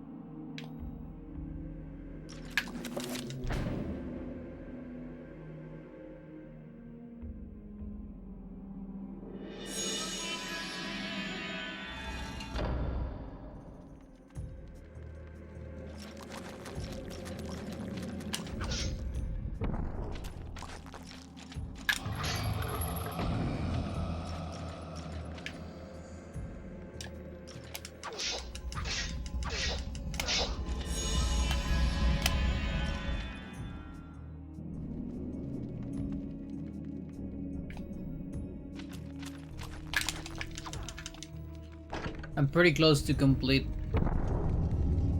a bunch of the stuff on Roller Coaster Tycoon. So a couple weeks ago I completed Corkscrew Follies, which is the first expansion of one. I am 1 level away from completing Loopy Landscapes, which is the second expansion of 1. And 2 levels away from completing basic I game cannot say what was Tycoon the true 2. beginning, nor am I.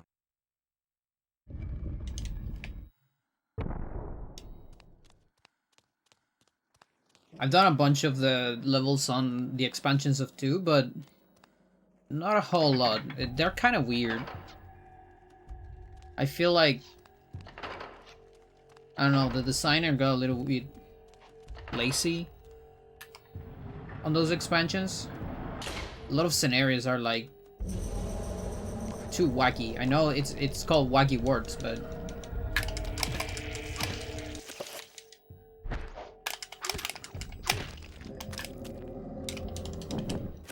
there's also like a lot of weird paths you have to like fix and such. Otherwise, everyone complains.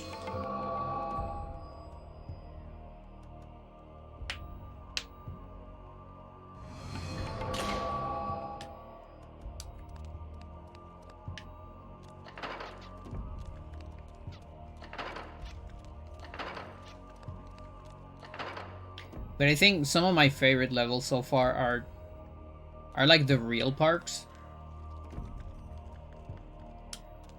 Like when they just give you a real like Six Flags and you have to like organize it and make it better. I really enjoy those levels.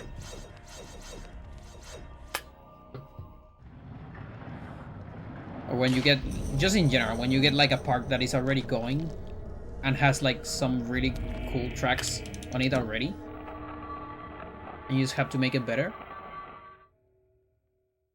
Those are some of my favorite levels. I also really enjoyed Micro Park. So I already done that. I completed, that's the last one of Loopy Landscapes. And I completed before another one. Because I was very curious about it. I thought I would hate it at first. We meet again, girl. Yeah, thank you. Ric Flair shit, nice name. Thank you for the prime. I'm overcome with emotion.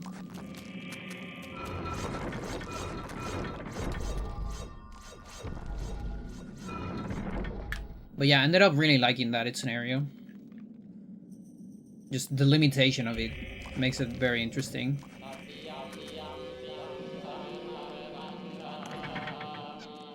At first I thought it was like impossible. Like I thought 100, it's like 100,000 park value. It sounded like way too much. But it's a lot more manageable than I thought.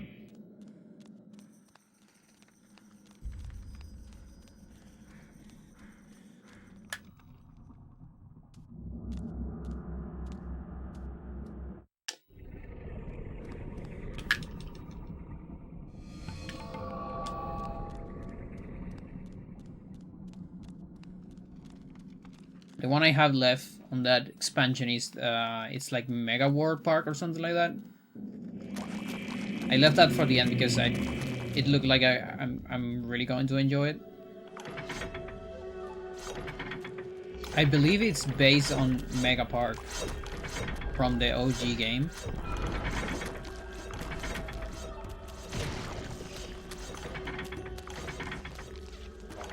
It's kind of like, what if someone took their save file of Mega Park and make a scenario out of it, I think.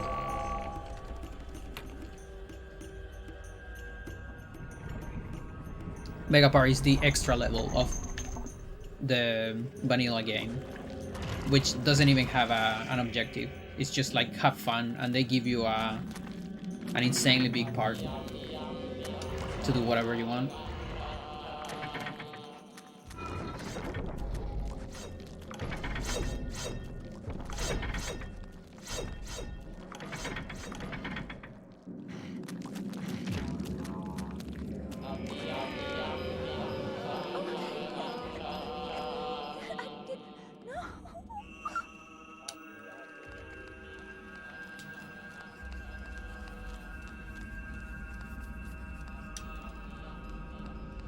They have double steps.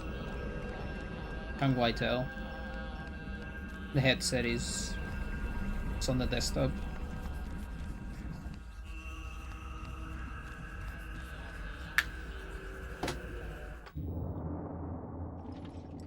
Fool!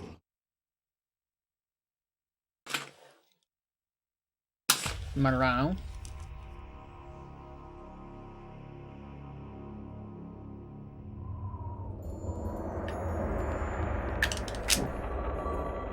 You're seeing live how the sun is slowly disappearing.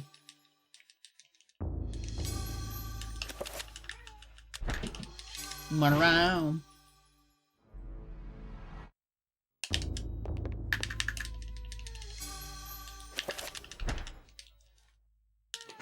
From my research, it is apparent that the endeavor...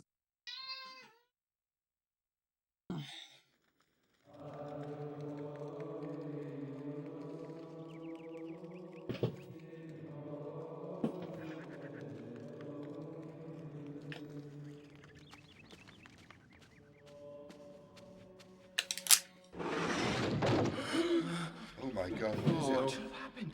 This devil's work. We should get out of here. You have proven what we have feared the most.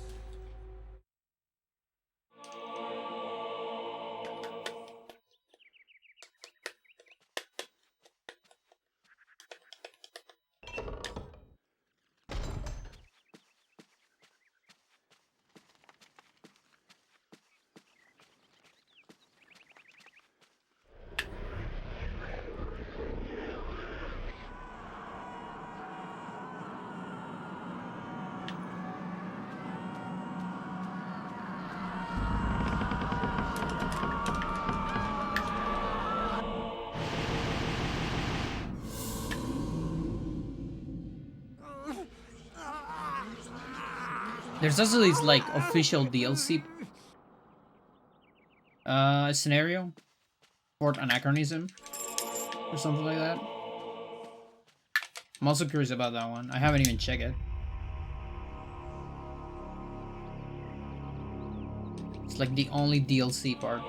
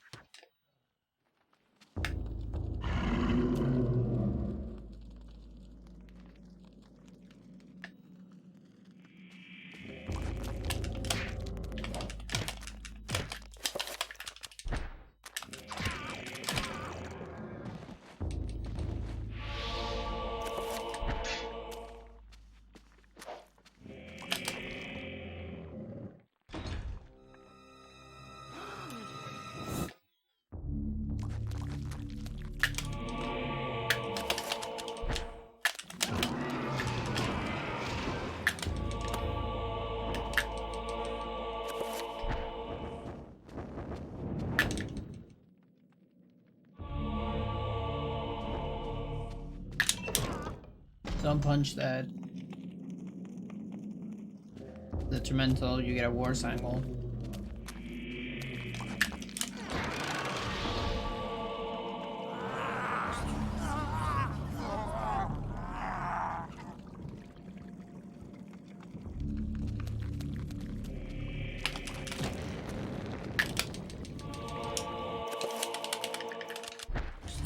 Shit.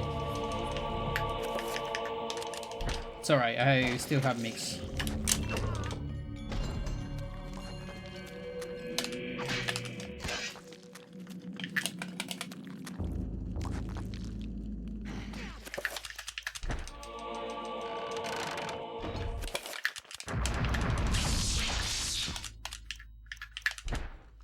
Just the menu is different.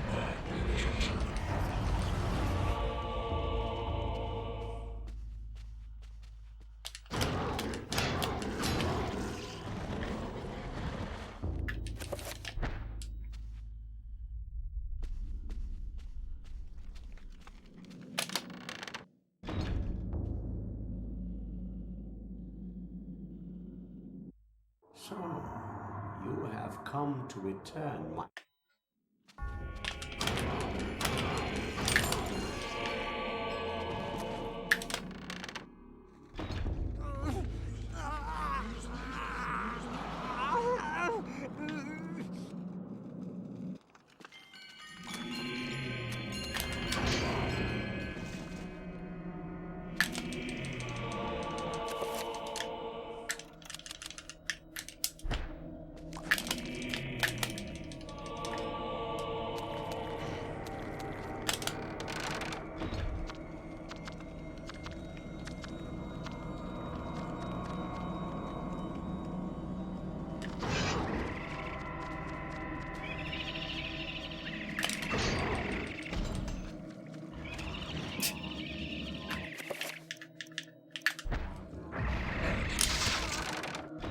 The menu is all messed up.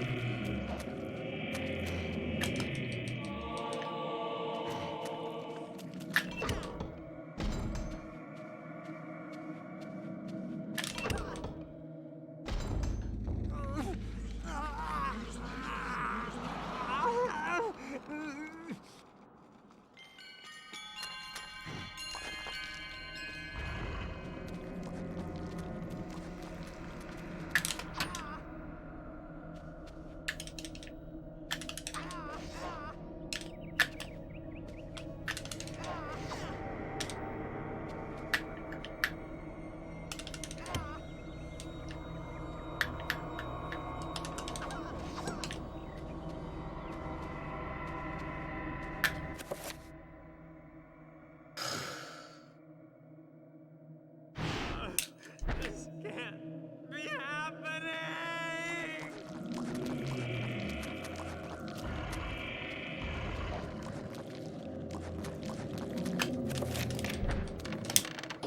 Unfortunate.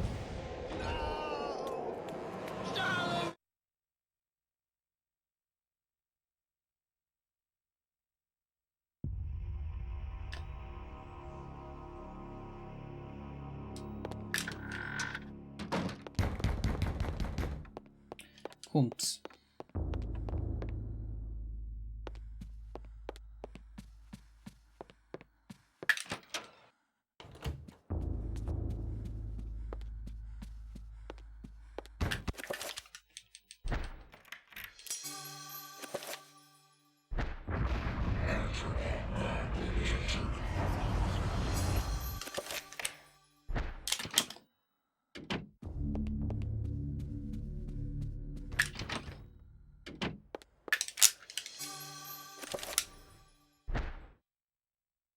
Dreams. Modern psychology of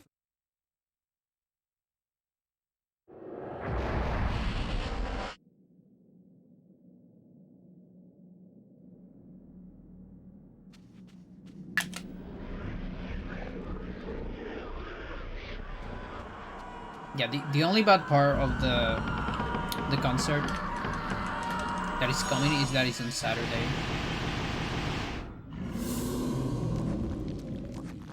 I feel like concerts have this tendency of being on my god days. Previous one was on a Wednesday. League of Crafty Guitarist.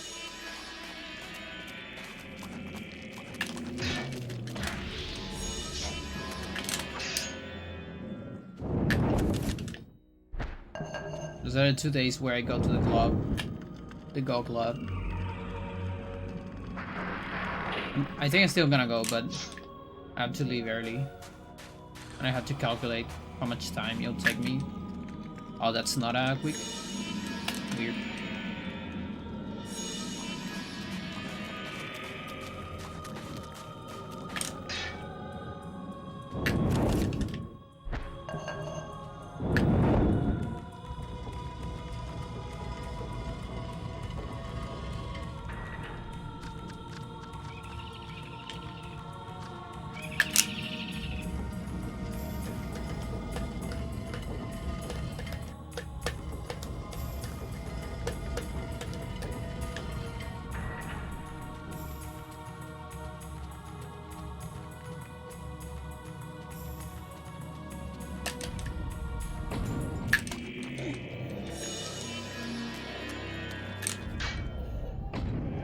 Ooh, weird movement.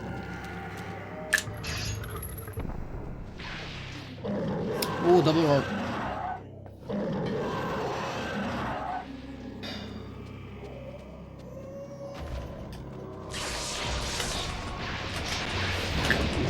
Back up.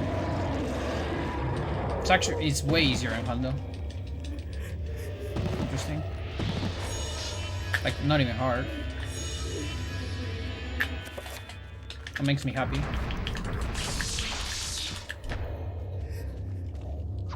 Okay, cool.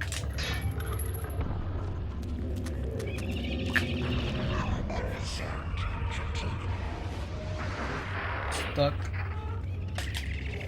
Narcut.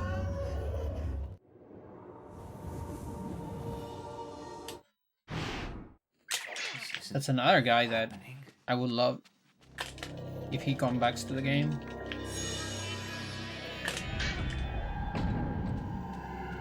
I have no doubt that Nargat could get under hour and a half, 80%.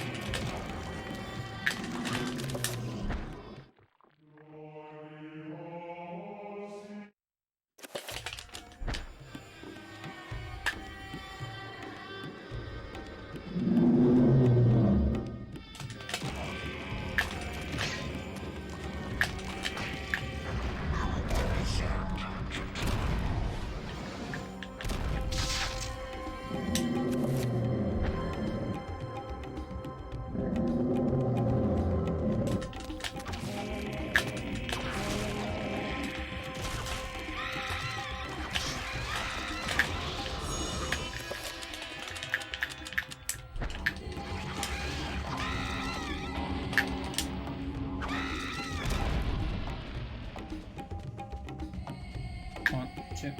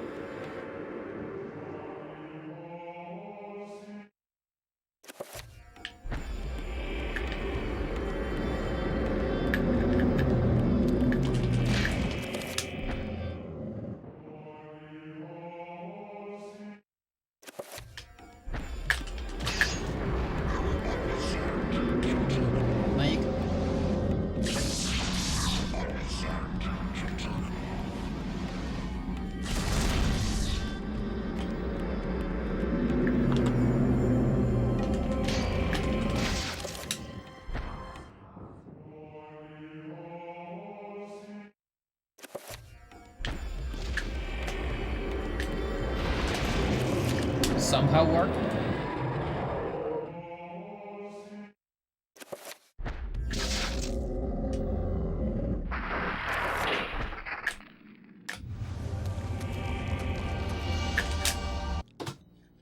Mental.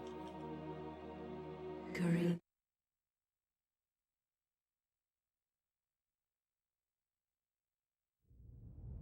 Solid gold.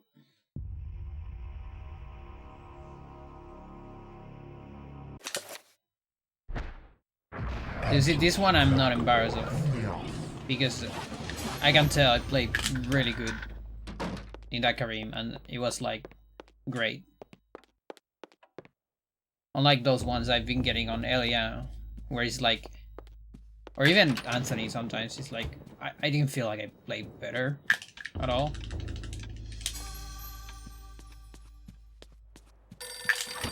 But that goal right there, I'm super proud of that one. It's a good one.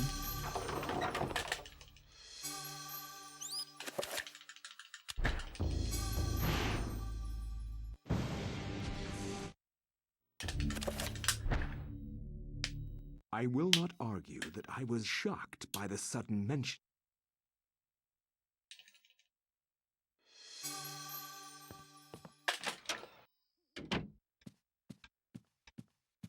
Now, it sucks that it's not on the best run. But whatever.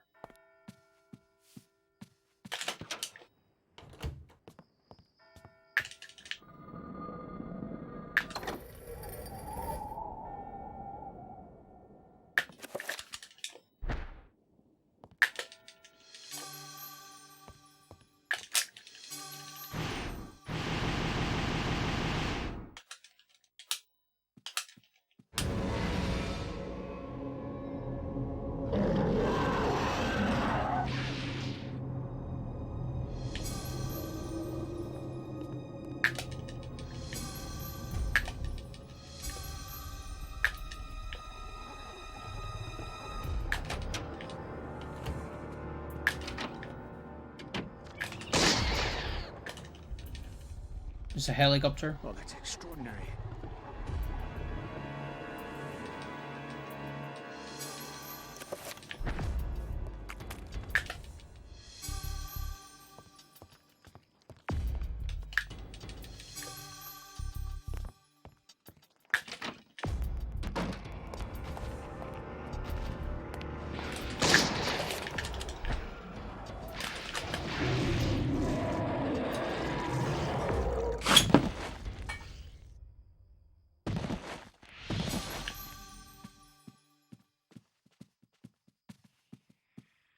Okay, I saw her. Finally. It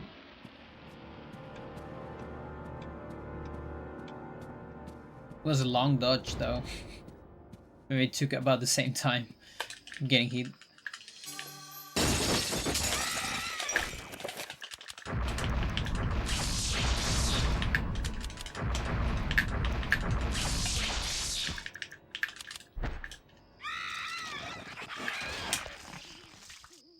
I can't believe this. I'm getting sleepy.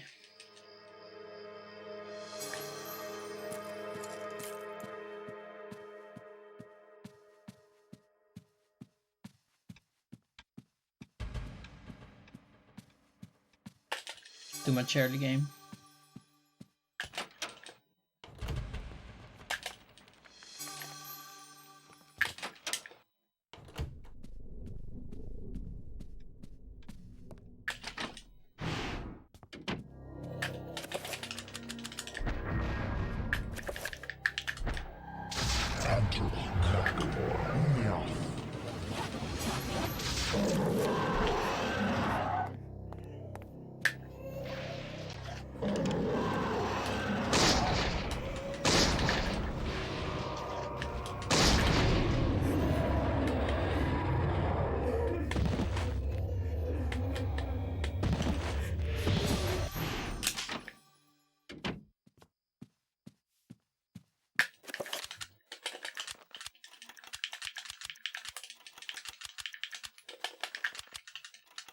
Dude.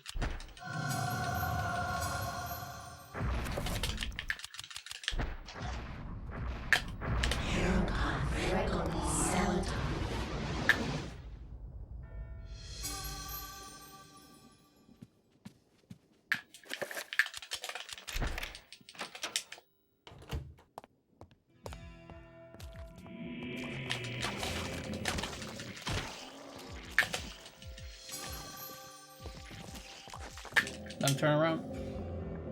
Oh, fantastic.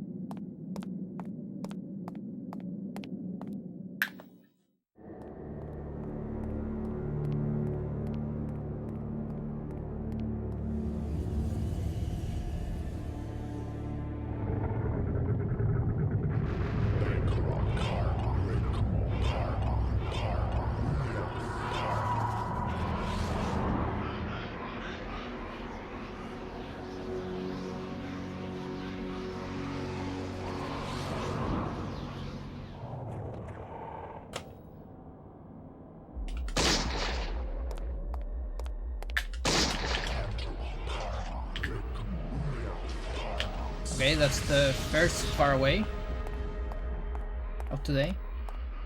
Oh, I'm getting stuck in the wall.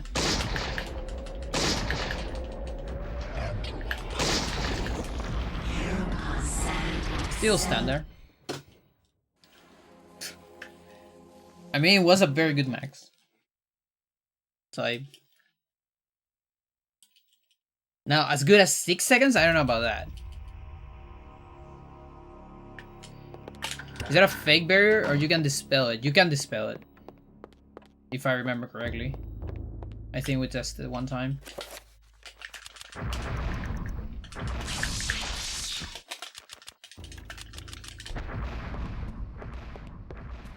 I'm almost sure if you give yourself 7 spells, you can.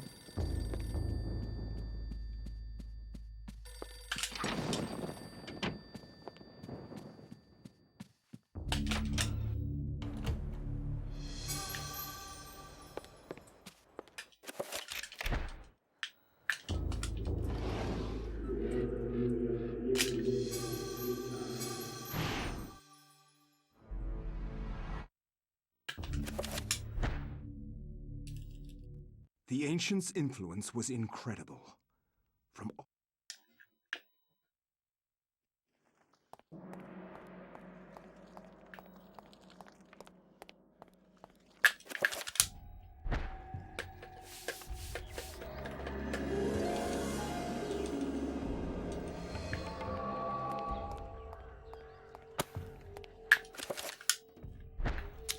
Come on, Lindsay.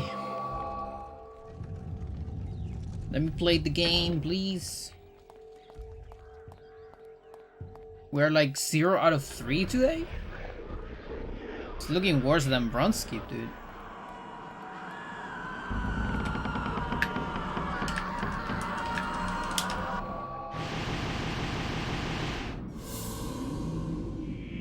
Shit.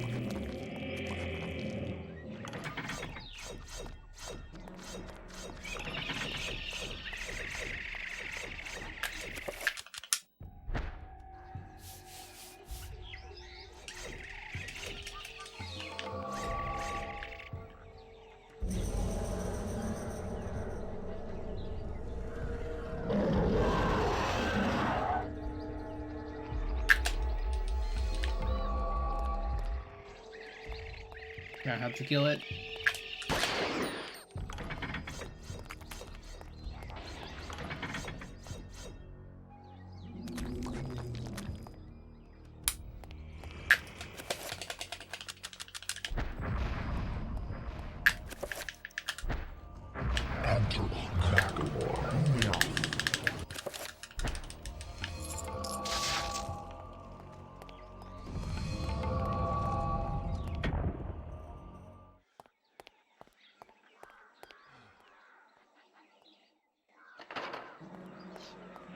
Come on.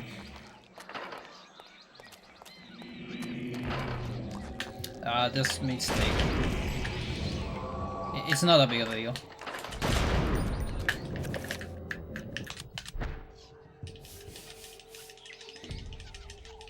It's like 1 second, 2 seconds. And ooh, although a little bit of extra. I might need to cancel. I'll do a free gas record here.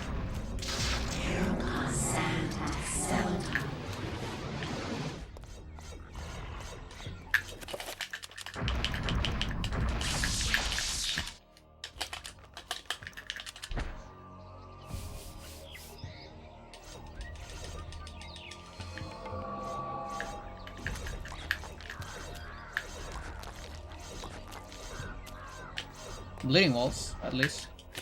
Something.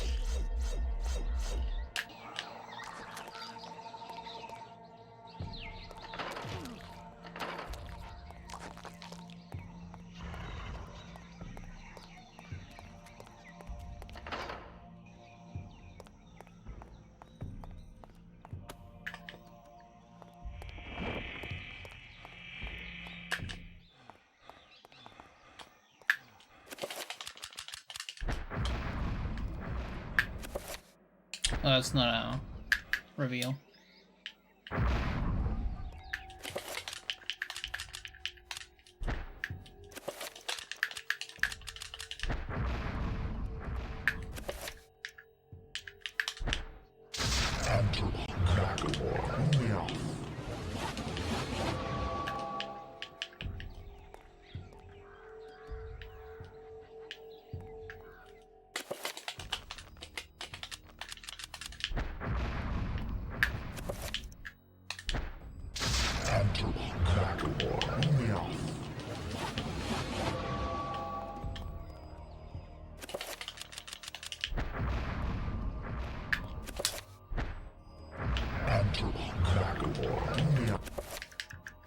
There you go.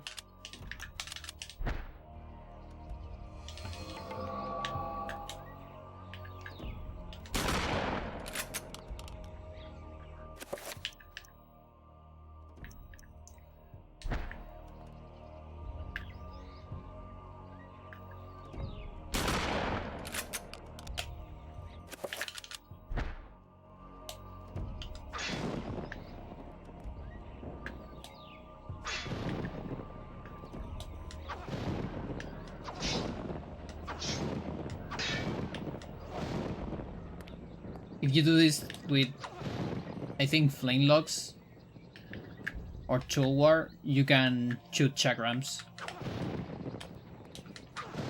while swinging, I think. But it only works with like dual weapons.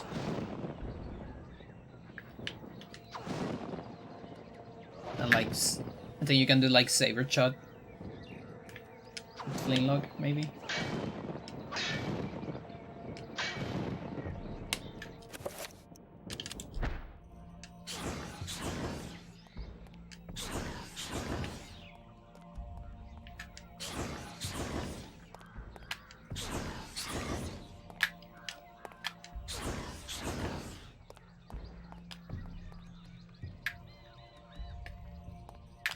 This is the correct way of using a torch.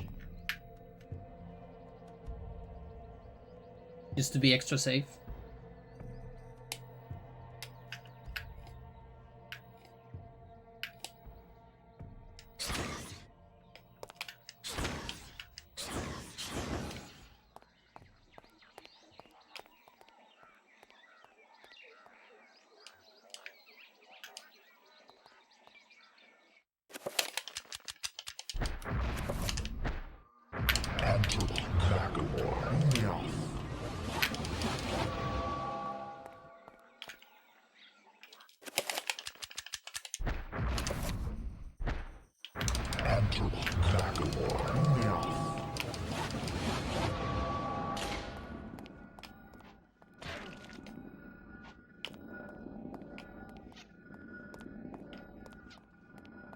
There might be a way to leave.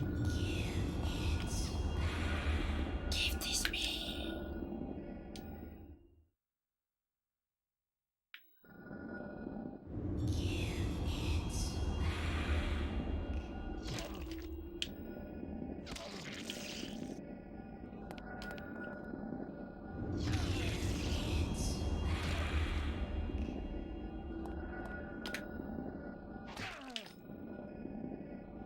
I feel like it kinda got stuck before. Like there.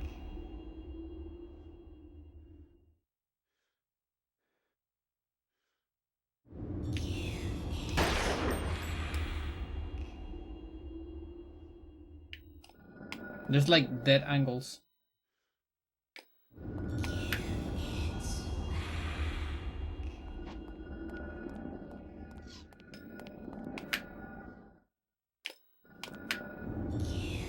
Yep.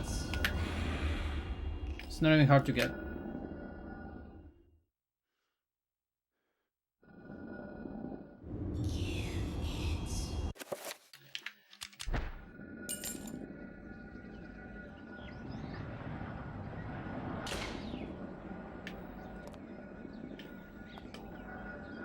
Is it sounding? It's sounding, Chad. It's like moving.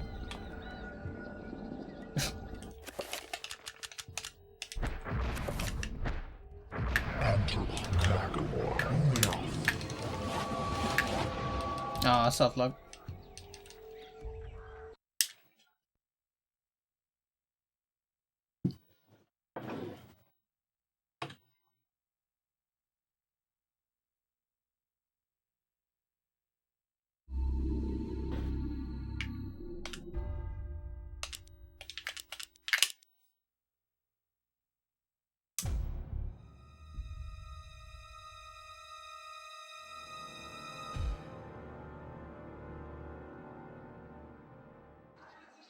You jinx it. It's all your fault.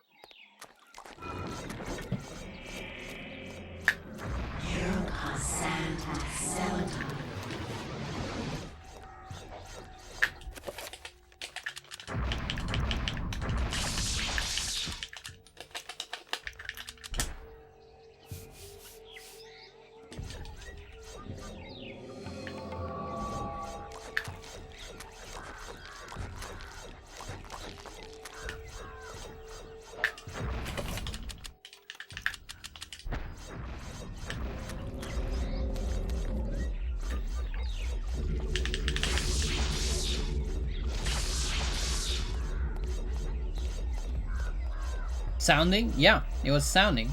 It was making sound even after.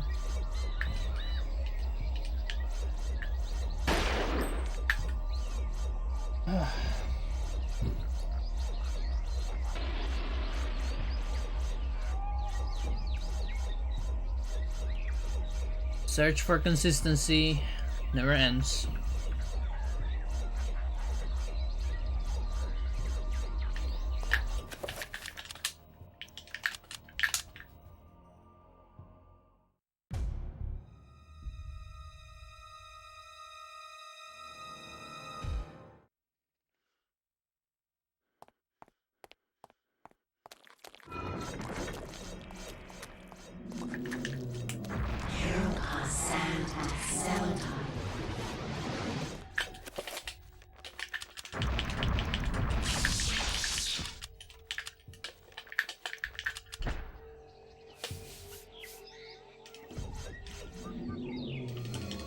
Yeah, so if you want to go like full any percent, you have to do something like this.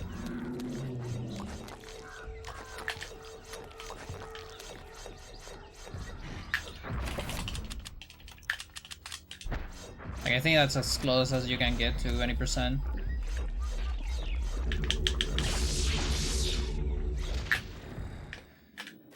Might not be a bad idea. Just feels really slow.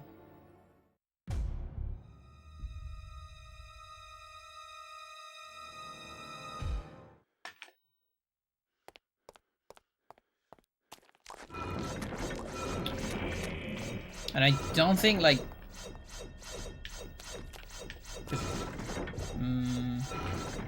no, it'll trigger this trap. I don't think like this is far enough. Good job. Like, I think it has to be on the other side.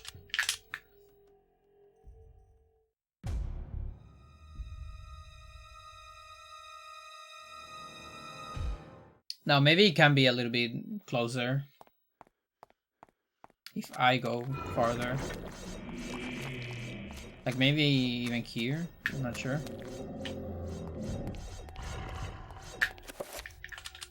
No.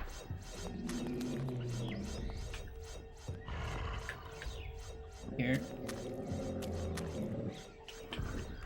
Good job. Is the game where the enemies turn out to be your imagination? Sometimes.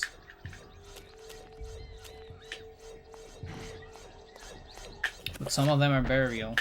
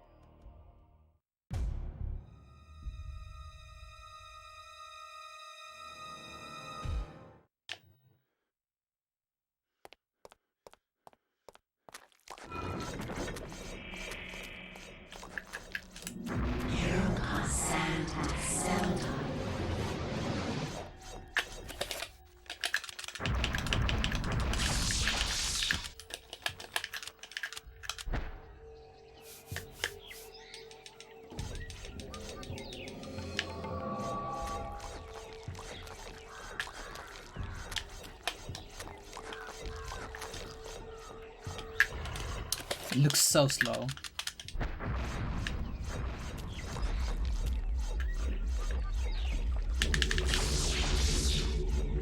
But also so consistent. Ugh.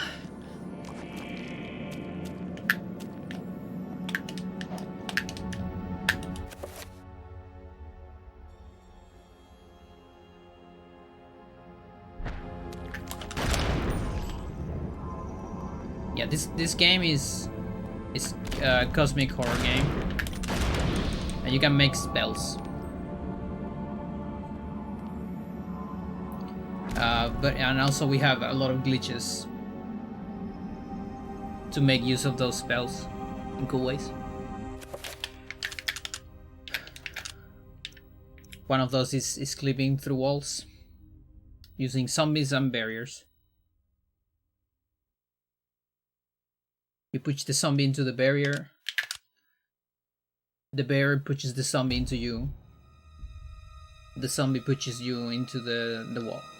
Something like that.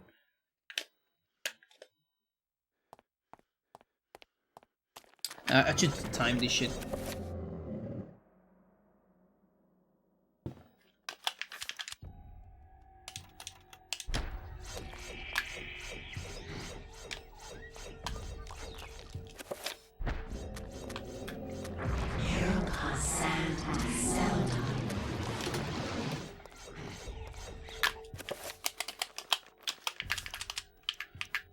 I'll time it without creating this spell.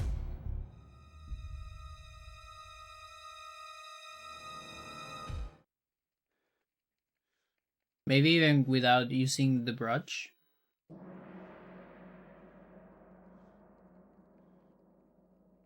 Although my position is kind of weird. I'd rather use it.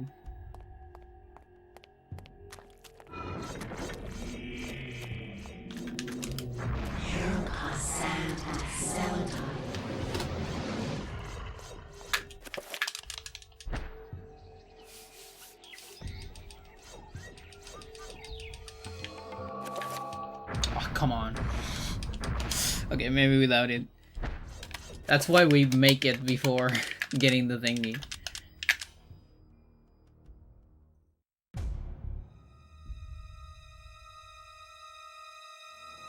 Fingers are getting tired too. It's my longest session so far since the comeback.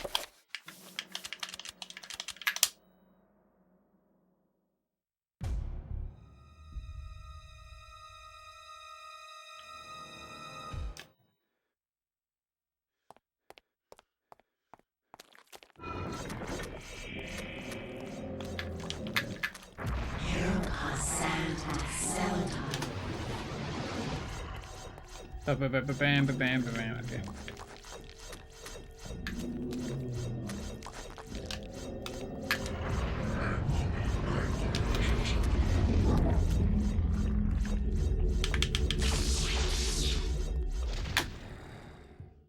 Okay, 18.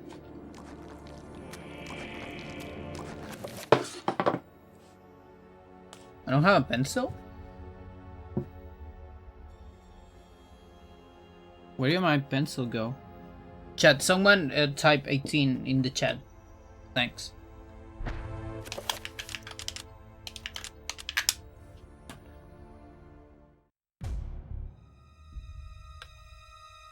Nice.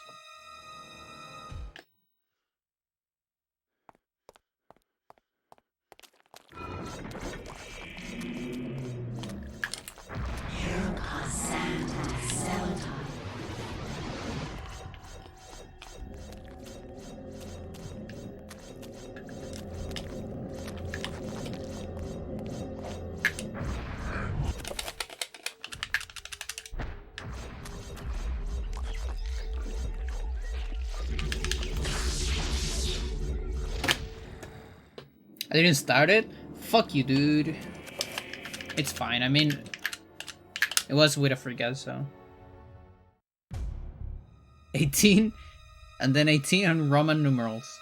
Nice.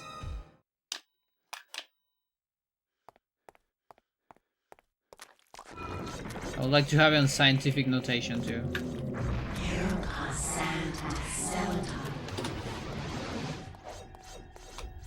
Bam, bam, bam. And here.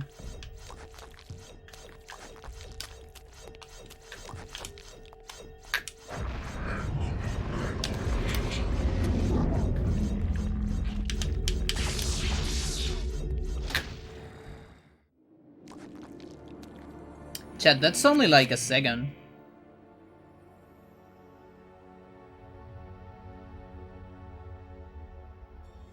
That's like not bad. I really thought it was going to be more.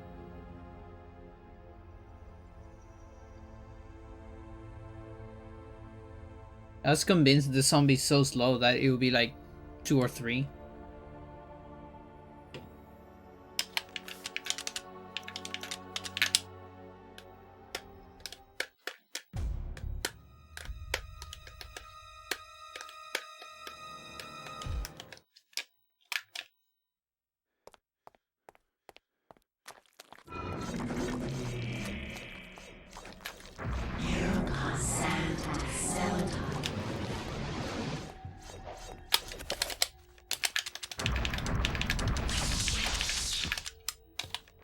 That's wrong.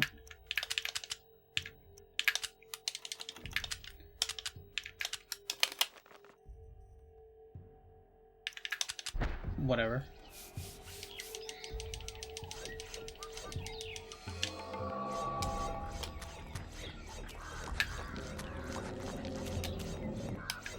Wrong. Still very awkward to trigger an attack like this. That looks awful. There's no way that works.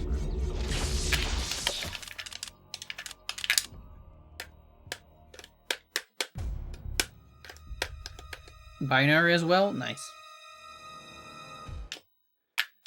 Next on Hex.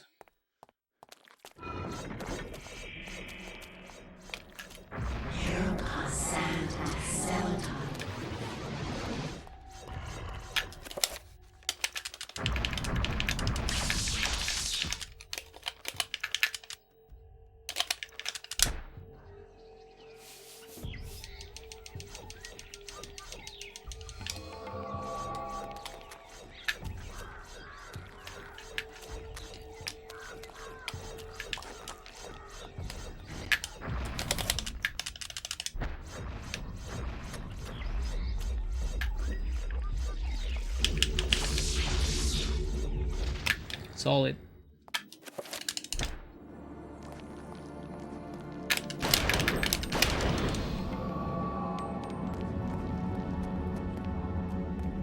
How's my sanity? Okay.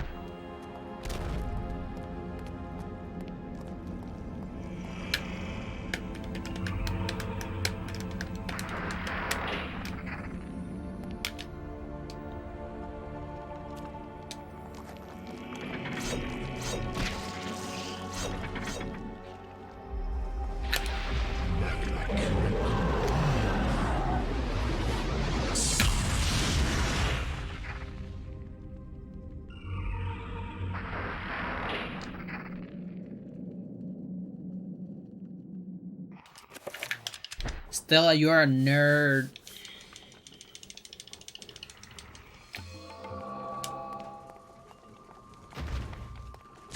And that's why you are cool.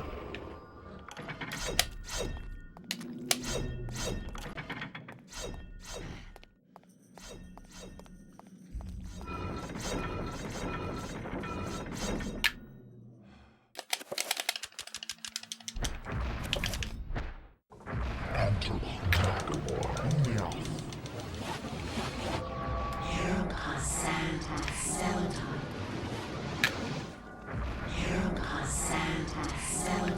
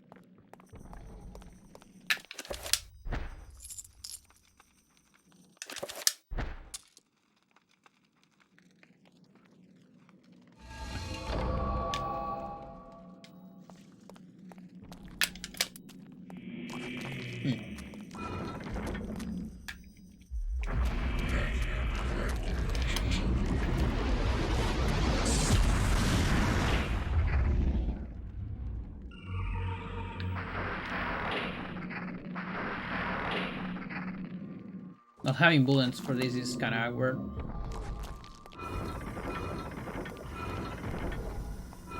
That zombie in particular. Remember me, Alex? No. This isn't really happening.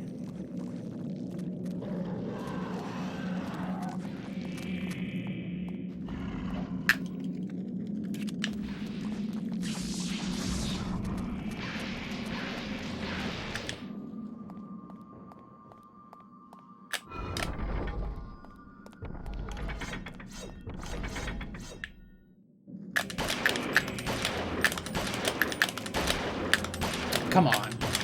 Trying to be too fast.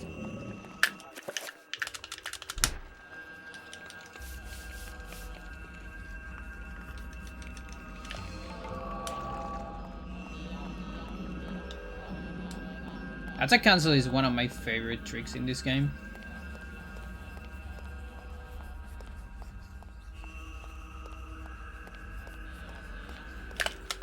Like, it makes such a big difference.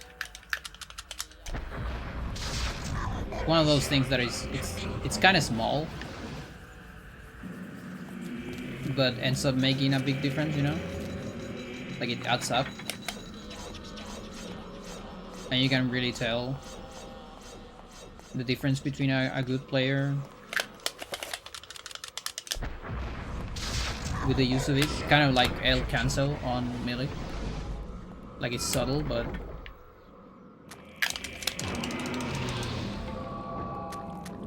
ends up mattering a lot.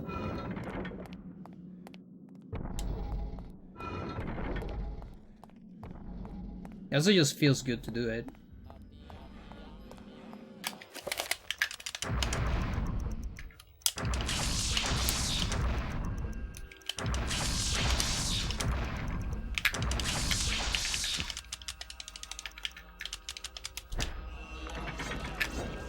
Oops.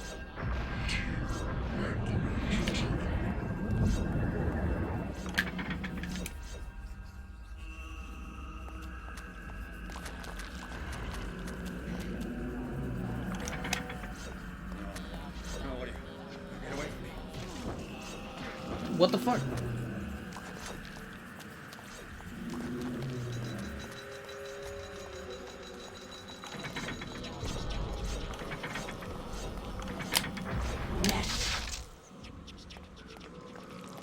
The poison doesn't actually damage you immediately. Like, it gets activated, but it doesn't actually start the damage.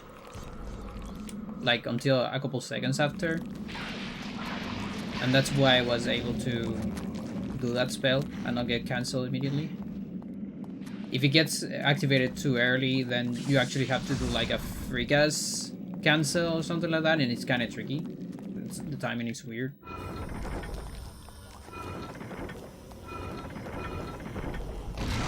Okay. That's why I don't like having that zombie alive.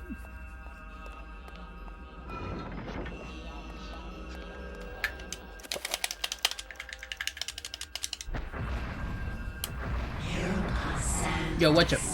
I was watching you, but then visits arrive and left on lurk. Couple hours. They just left? Nice. Or not nice. I don't know if it was like good visit. How's it going, Chongo?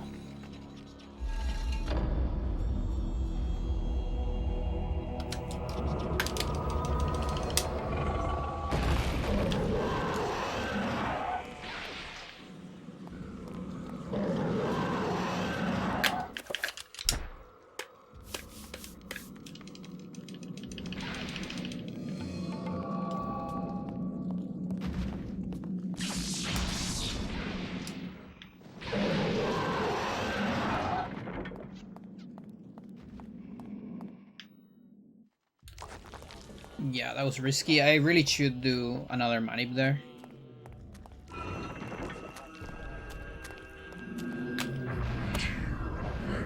There's no reason to not do that manip.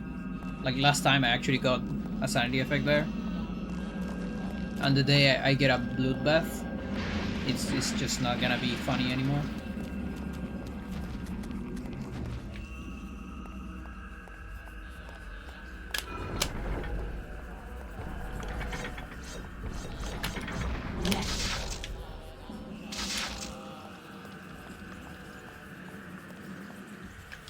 It started raining though? Oh. Yeah, not quite raining here. Oh, this is very awkward. I also don't like that zombie when it survives all the traps.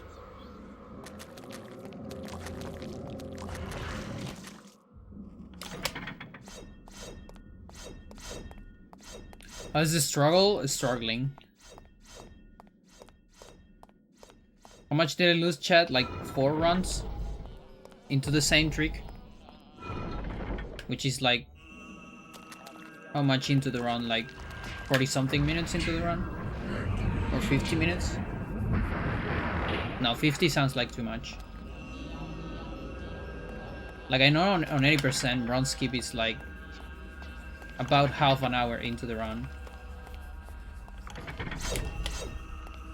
So this might be like 35 to 40.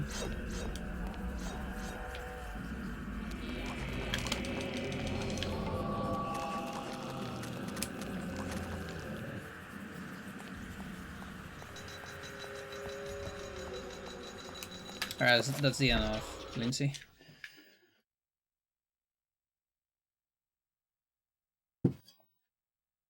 So I actually have a lot of time. You know, if in terms of time, I could stream until like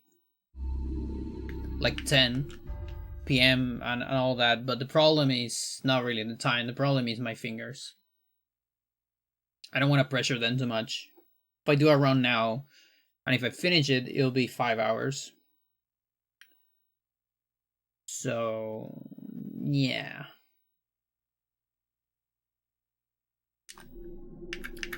I don't think so. Where is this?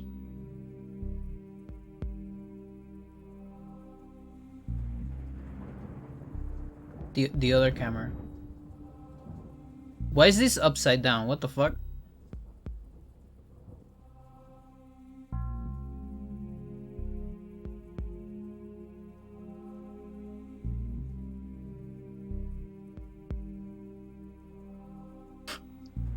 It's weird. Alright, let me find my anywhere. Oh, it's right here.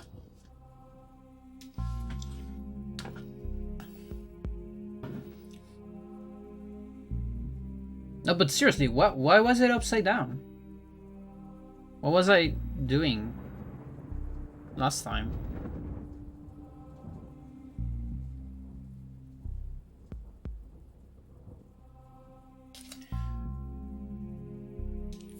Anywhere. Anywhere. Where? Anywhere.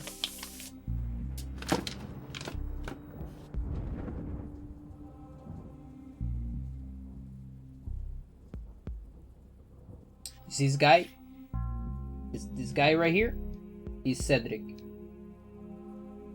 Arguably my favorite singer ever.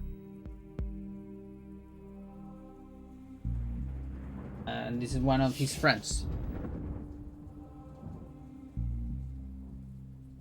Is that a vinyl? Yes.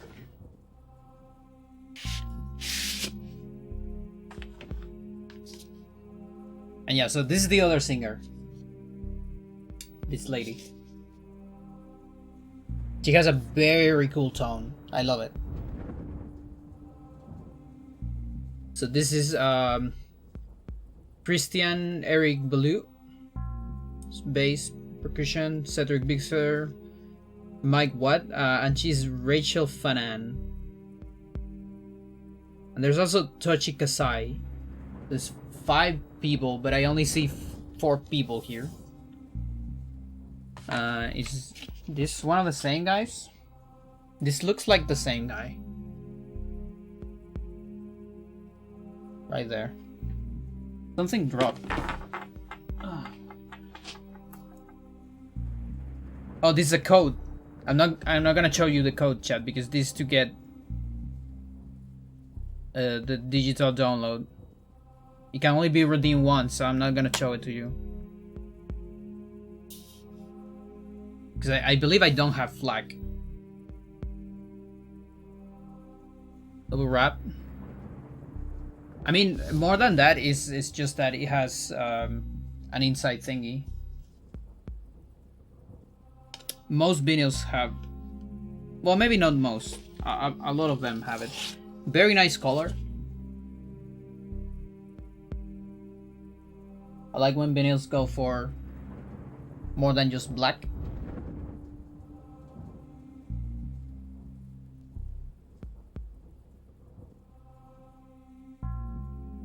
The one on the left looks like Ryan Gosling.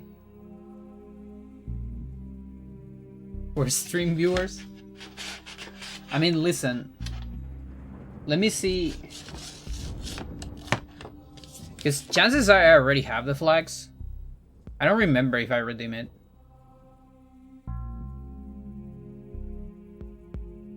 Let me check.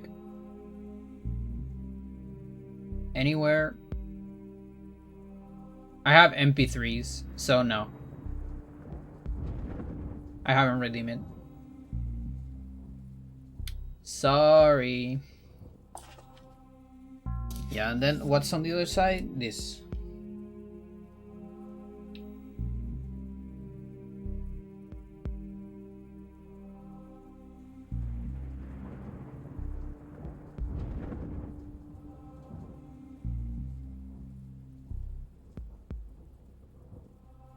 Yeah, just a lot of credits on like an island of some sort, and an island that is anywhere, right?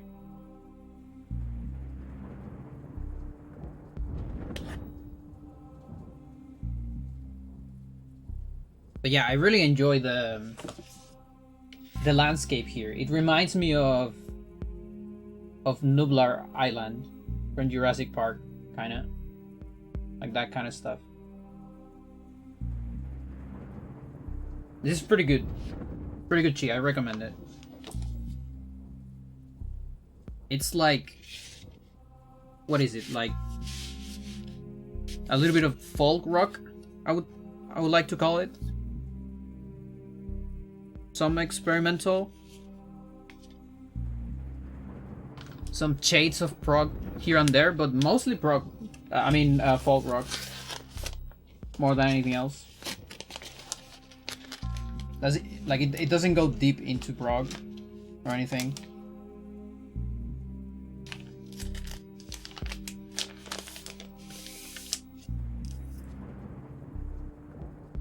Good. There's Anywhere 2 as well. So this is what people like to call a super band. Which is honestly is just a collaboration between different members of different like places.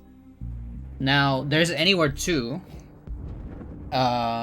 It's also pretty good, but it doesn't have Cedric, which is my guy from Mars Volta. Which that kind of sucks, but it's still pretty good. Apart from that, it's still solid.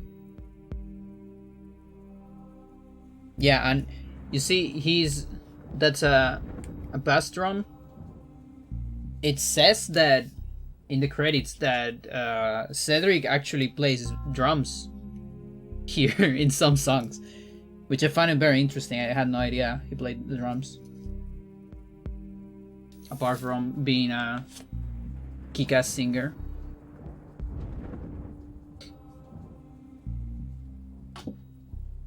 It's a professional match, chat, from yesterday. Choyong destroying someone.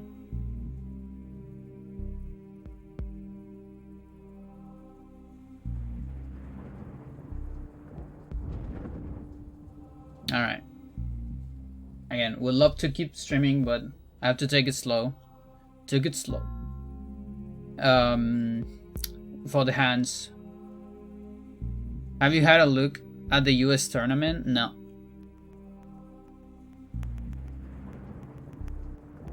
No, I'm actually kind of lazy watching ghost stuff.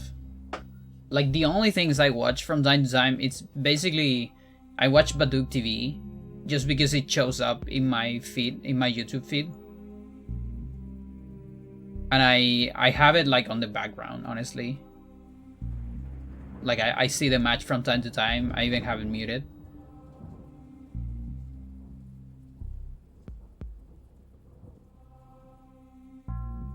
Too lazy to read? Yeah. Yes, indeed. Tomorrow I have Go. Right?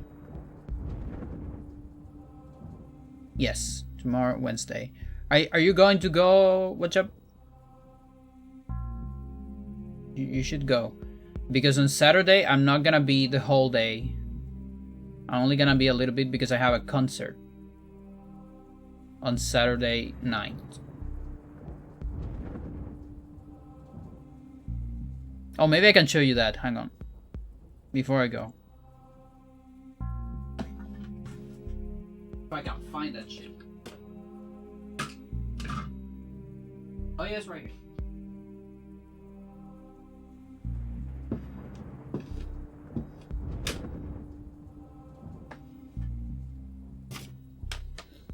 This is Abertegandul, the band I was talking about before. Abertegandul. And yeah, like this is definitely a label. K Producciones. Oh, Kraftwerk. Kraftwerk Limited. Yeah. And this is Cuentos para Dormir.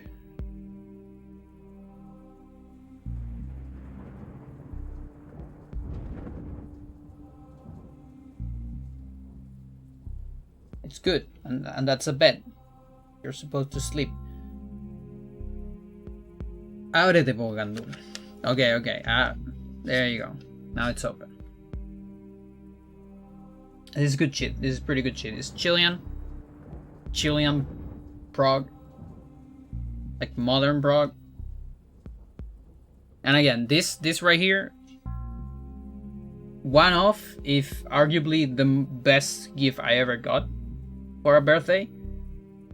Another one was when my dad figured I was very into collecting vinyl, and he actually gave me OK Computer vinyl for a birthday because he knew I like Radiohead, and he bought what at the time was one of my favorite albums. So is Vicious? Yeah, Vicious igual dichos. Solo sé que nada sé.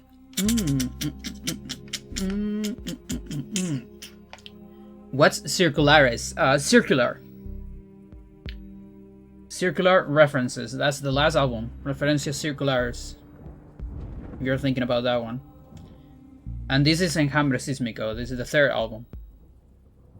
This is the one I bought from the drummer directly.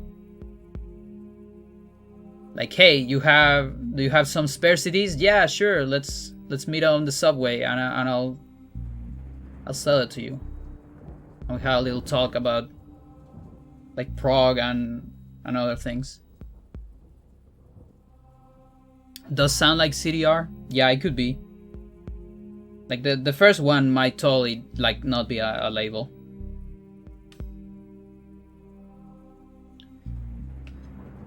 Yeah, and this one, I'm actually not gonna show you the art on the CD because it could be triggering for some people. If you don't like insects. Discogs. Let's see what's up. You know what? Let's hang on. Just put on the some on the background.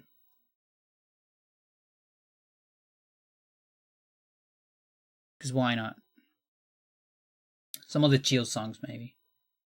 Some of them go a little hard.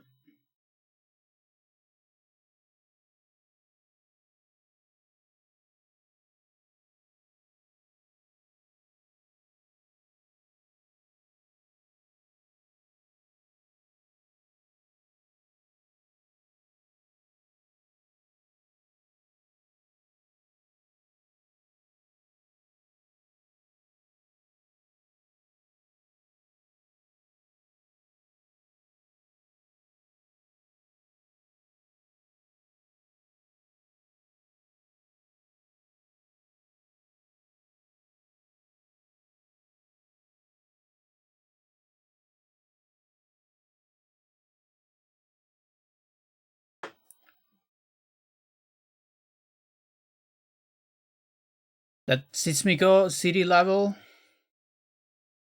is good.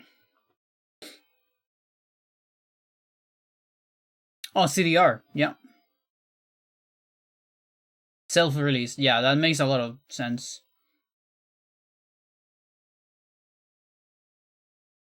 So yeah, that's why it's so fucking impossible to get it.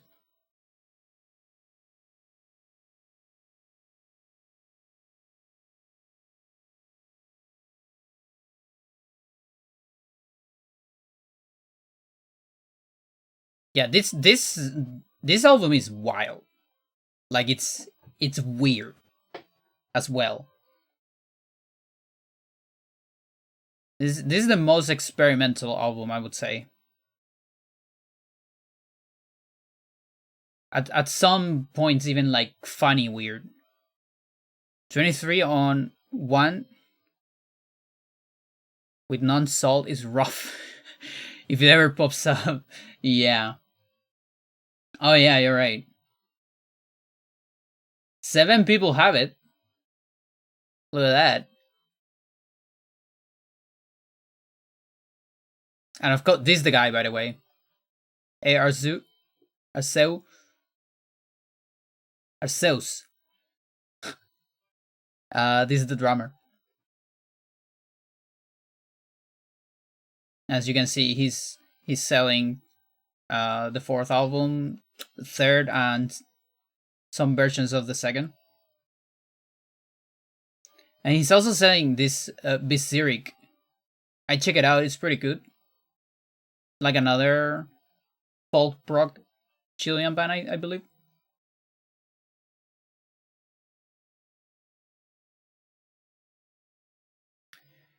Is it allowed for band members to rate their own albums? Probably. I'm not sure.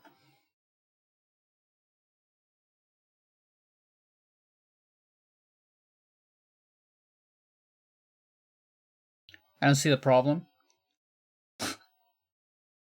I mean, there's some interest problem, but it's just like one rate over a ton, so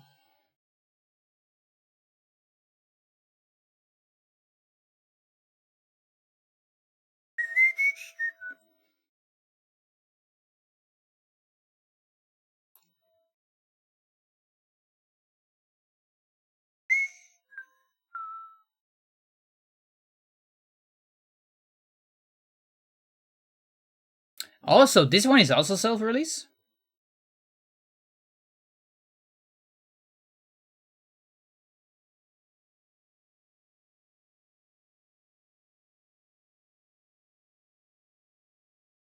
Vinilos Alvaro. Oh, this is a crazy, like, it's probably like a friend made a vinyl or something. Oh, it's like a single vinyl as well? That's kind of crazy. Is that all the songs? Does it fit in a vinyl? What black magic is this?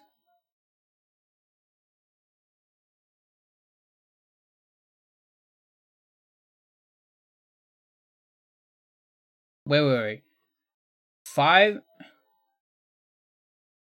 12, 14, 19,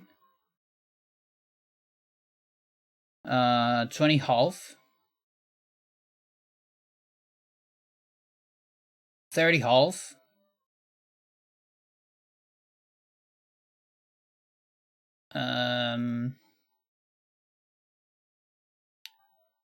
36, 40, 37, 50,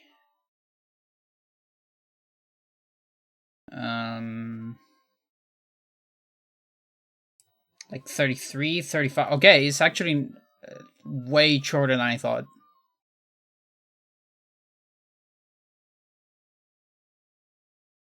It's just some of the songs are very long. It does actually fit on one. Thought it was some black magic stuff.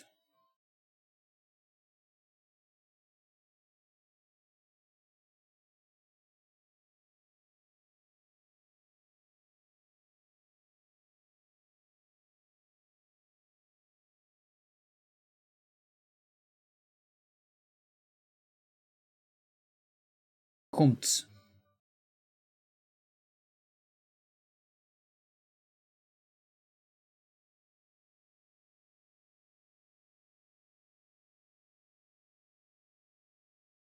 Yeah, looks like oh yeah, Akhenaton Retard.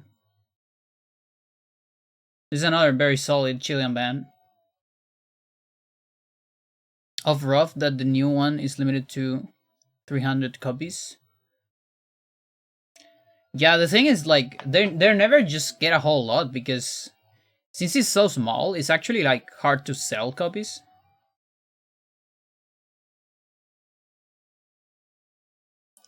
Is there an LP of this shit? There is. I had no idea. I have the CD of this.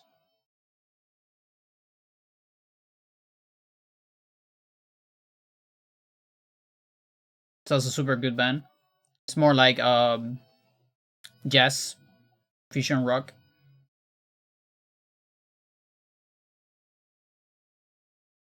But yeah, it looks like an underground Chilean vinyl maker. It's pretty cool.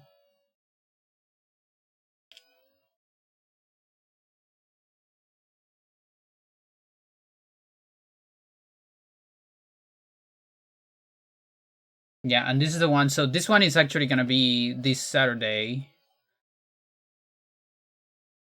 on the concert. Oh, there you go. 300 limited edition. Now there is some copies here.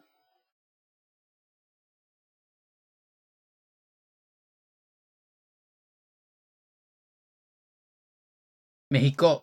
Yeah, kind of feels like it's always Mexico, the one that makes Chilean bands, like gives love to Chilean bands because Chileans cannot do it. I also have things Saturday. I'll be at the club from 4 to 6. Yeah, I might be also from like 4 to 6 or 6.5 or I don't know. I might even like go earlier maybe. I'm not sure. Mexico.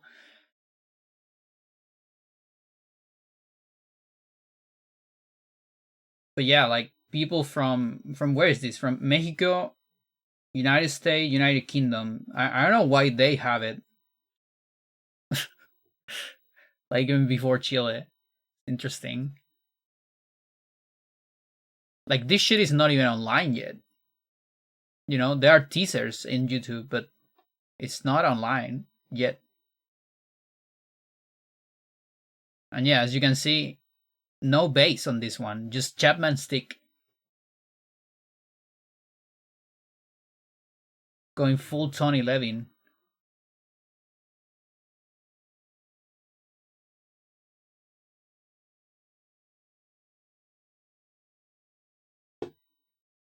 It's good. I recommend it. I recommend this shit.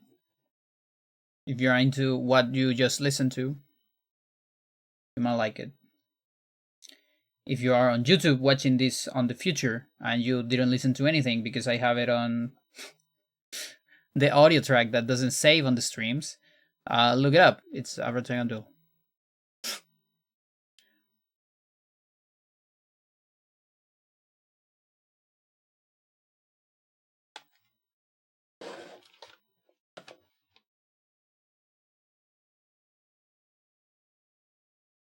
Also, every day I feel like less people use this shit. And I'm not talking about CDs in general, by the way. I'm talking about plastic CD cases.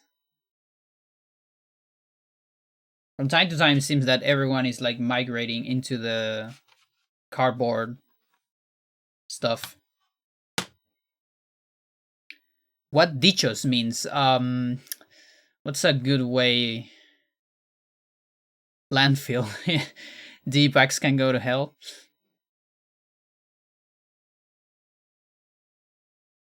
They don't stay shut after you unseal them. I used to buy some cheap electronics from China, even including the cost of postage. They cost less than the boss.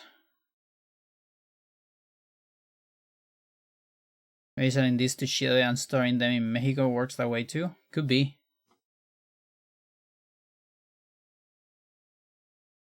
Could be. They also have more wacky stuff like this. This song starts wacky, but then it morphs into something very different eventually. This song is actually originally from the first album. This is kind of a remaster of it.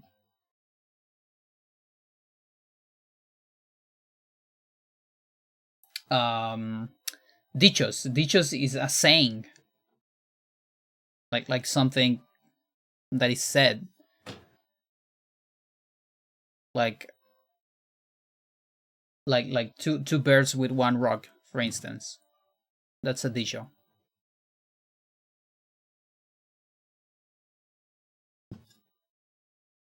And a bicho is a common expression, yeah. And a bicho is a bug.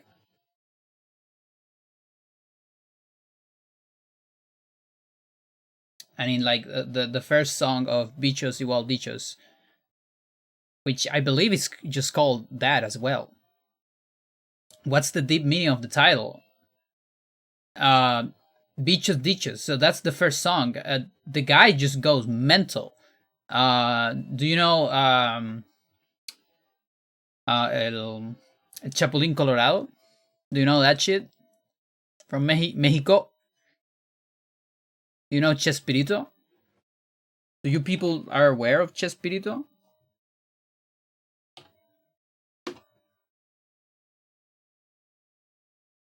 I don't know anything. This guy. No contaban con mi astucia. El Chavo del Ocho. It's Mexican stuff. Mexican humor. That was very famous in Chile when I was young. This guy has a lot of characters. Probably the most known one is Chavo del Ocho. But there is Chapulín Colorado, which it's kind of like think of it of like a little bit of a loser hero, maybe. Like he's a hero, but it's kind of wacky. And kind of wins by chance all the time. It's like Luigi wins without doing anything, sort of stuff. And that guy had like all these characters start with a sh. I guess you're right. I never even thought about that, dude.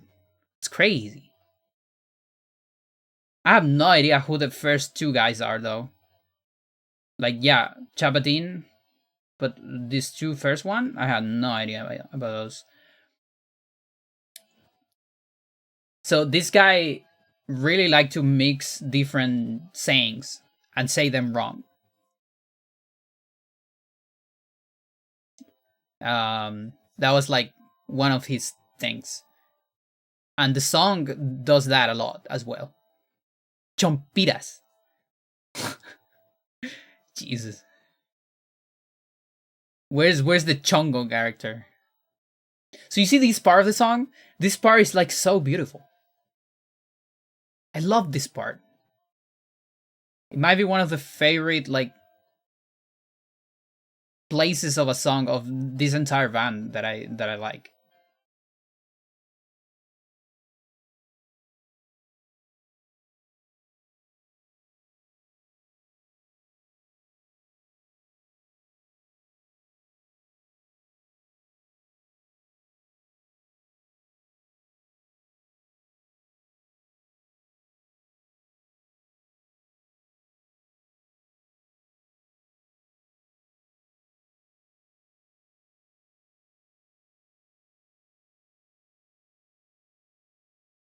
Chaparrón Bonaparte. Oh, I see. Chaparrón. There was a guy on my university that people called Chaparrón. He was definitely a character.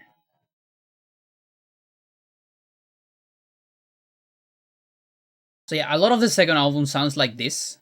And honestly, I think the second album is the only one that kind of sounds like this.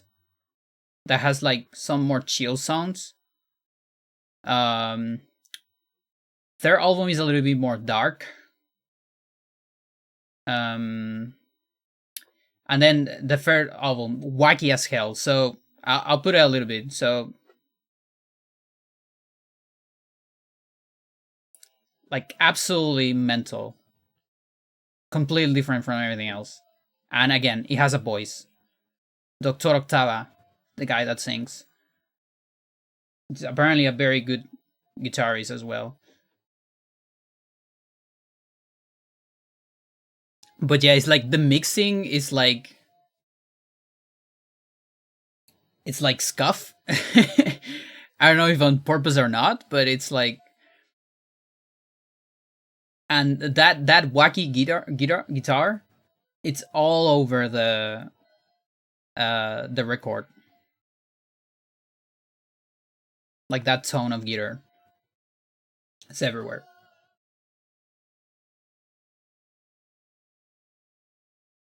But yeah, they start like this.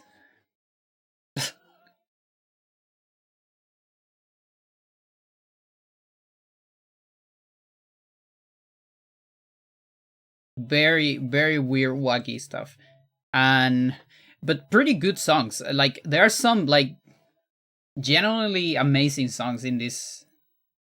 Like, the last one is amazing. It's very, very sad, and but very sad in a good way. And it's kind of a fun album anyways. You know, if you look at it from that perspective, it's a very funny and fun album. That guitar's the vicious, probably.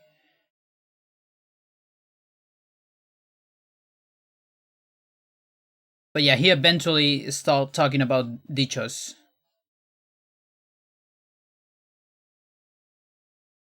Like here.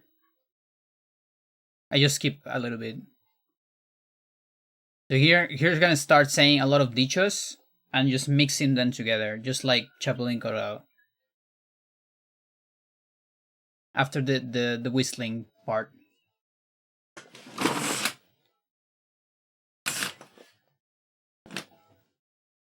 This might be the wackiest song of their record as well.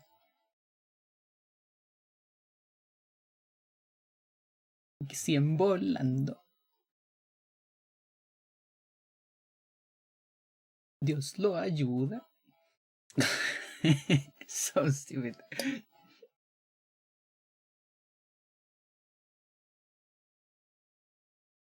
Lleva la corriente. Viene el diente.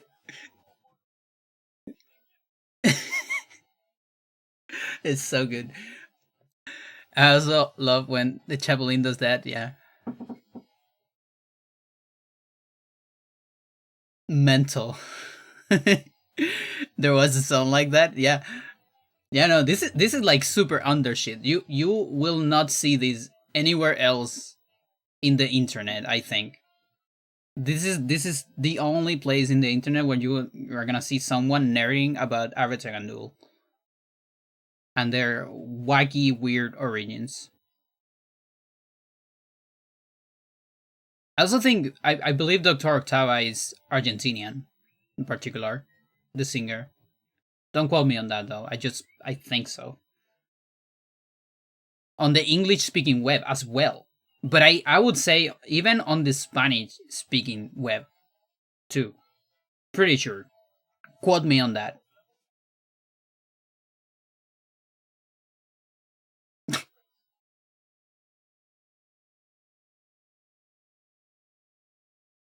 Es curiosidad.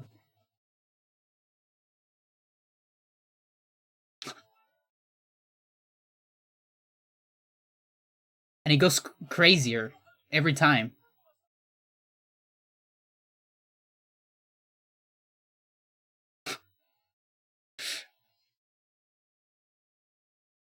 Yeah, and that's the end of it.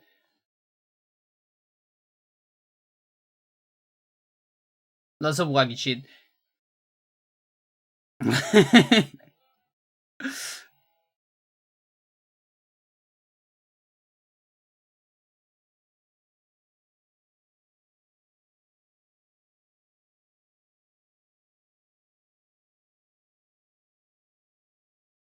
But yeah, again, that's probably the most wacky song. But then the last song is like this.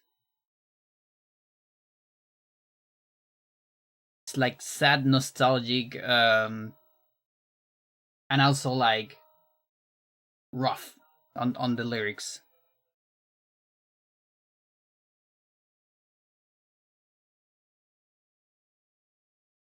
It's a solid album, just very wacky. Like you have to be into more, and that's why I say it's the most experimental one. And again, the only one with lyrics as well.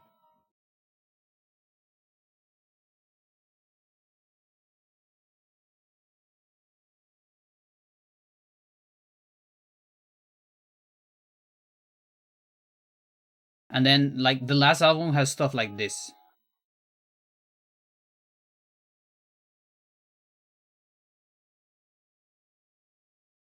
So you can see they really delve into the more prog stuff. But also like a lot of instruments later.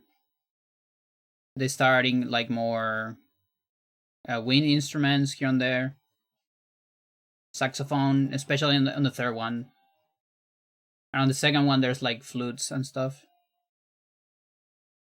Now, they still kind of keep a little bit of the wacky, now that I think about it. Like on the tone of the guitar, I guess I never even thought about that. It's just that I guess maybe the keys are different because it feels more dark than on the first one, whereas in the first one it feels more like funny. So maybe the tone is the same one, but the keys are different. I'm not sure. Or just the chords, progressions. But yeah, this is the third album. And the fourth one is the one I put on the BRB.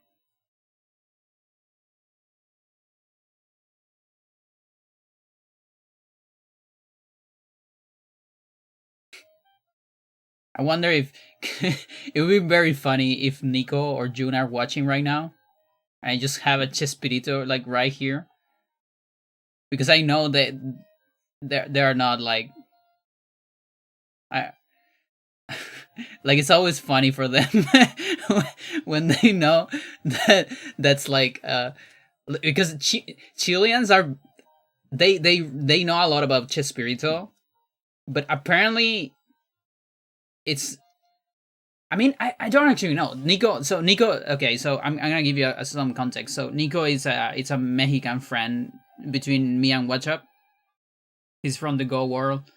I know he watches my stream from time to time. I also know he usually doesn't comment in my stream. So like lurking. And he was always found funny that a lot of people relate Mexicans with Chespirito. Because I think it wasn't all that big in Mexico. Like it still was big. Like when he died, it was kind of crazy, but maybe not as big as it was in Chile. You know each other locally. Yeah, he was in Chile. He and June, and they were in Chile for a while, living here, and so we knew each other on the Go Club. He was hugely now of South America. Yeah.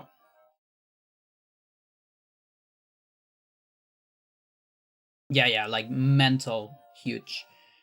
And they just left last year, basically. They went back to Mexico. But they were here for a while.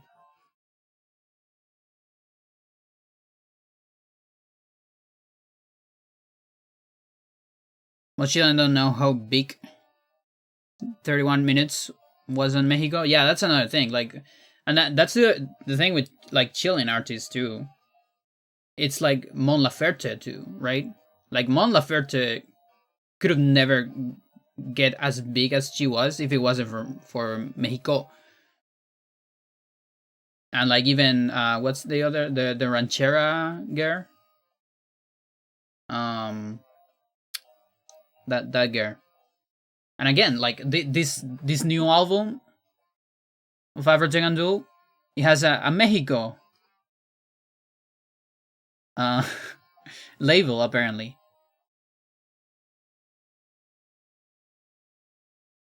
And even got released there before Chile, apparently, or something.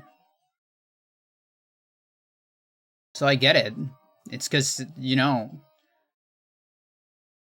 local artists. Chile doesn't have a culture of supporting local artists. That's just not a thing. Sadly.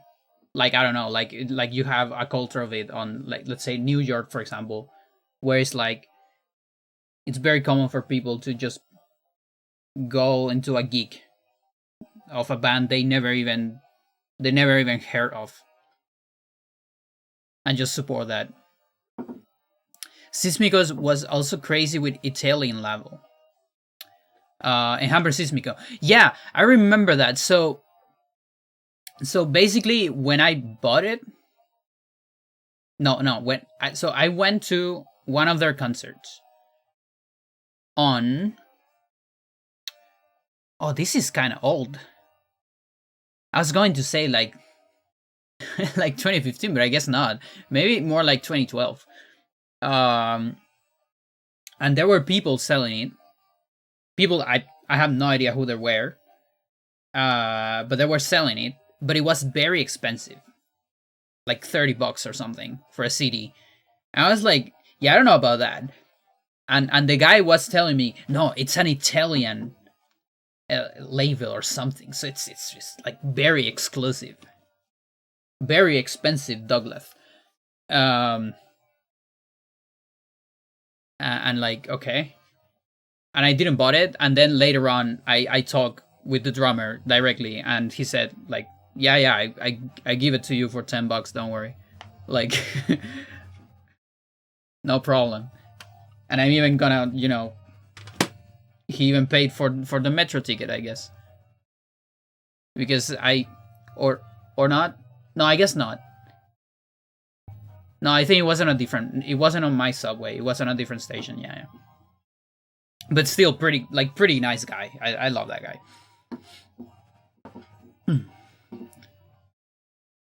So you say Fading Records is like big.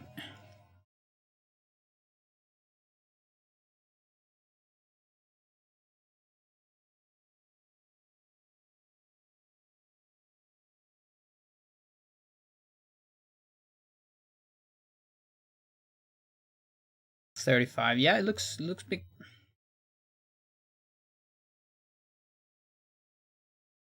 Cicara.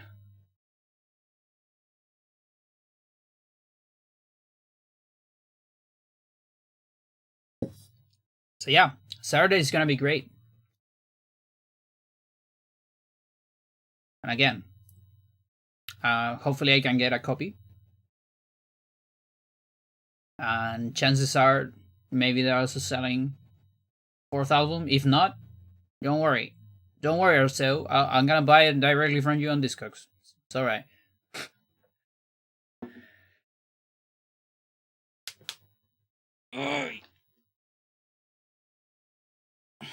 Yeah, it'll be like, I think it's gonna be the third, if not fourth time I see them live. Because I saw them for, I think it's the third. I saw them for the launch of Enjambre, third album. Then later on saw it with my cousin on a bar. So I guess two, and this might be the third one. And again, I'm so lucky because I knew about this yesterday. I had no idea there was a new album. Because Instagram sucks. It could have told me, but it didn't. Because it's probably more important to show me, like, I don't know, like, random turtle on a skate video, right? Turtle on a skate raising a cat on a Roomba. Like that's more important than supporting the local bands, right? For the algorithm.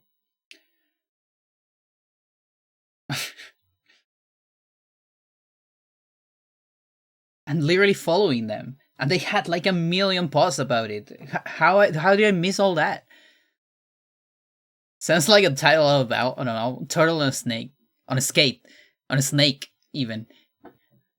Yeah, that sounds like, honestly, that sounds like Midwest emo album.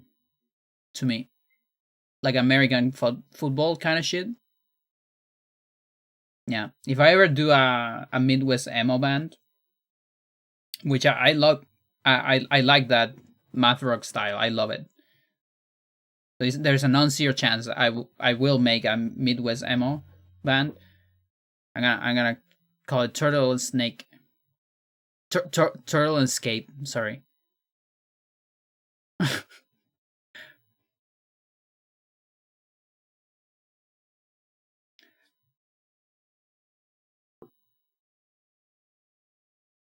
Look, chat.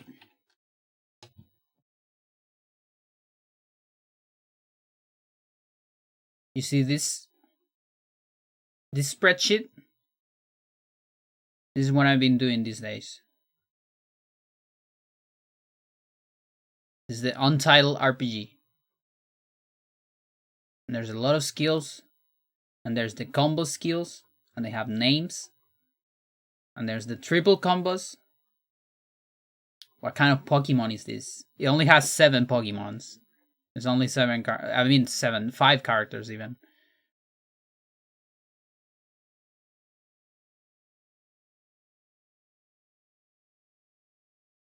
Amateurs. Let's put one more. Which one is good? This one is good?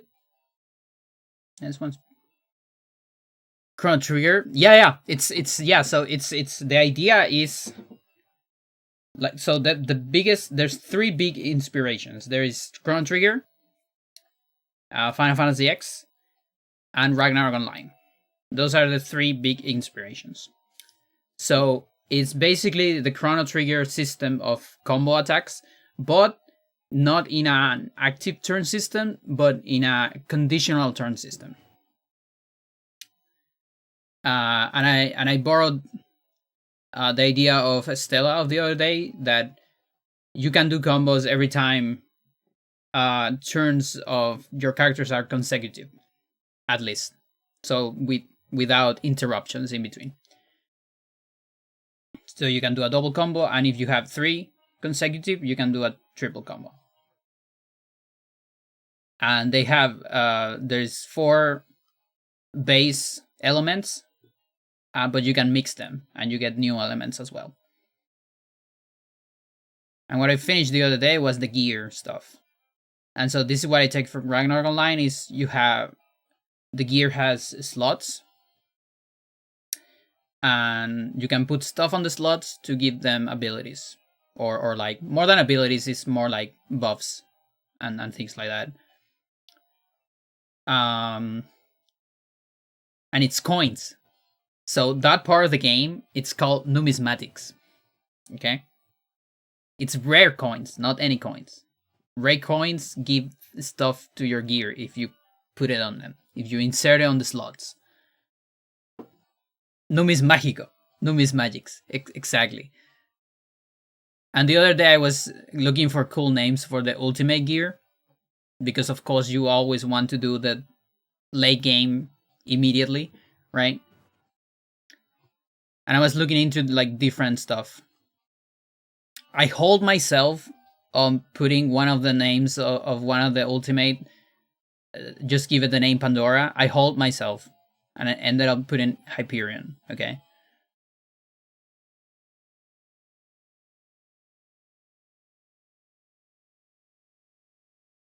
And yeah, I'm doing this because every RPG does this. Like, they just steal, like, deities' names. What do you say the coins? It's like where weapons have slots for magical gems? Yeah, basically yes. Pandora is the secret boss, yeah.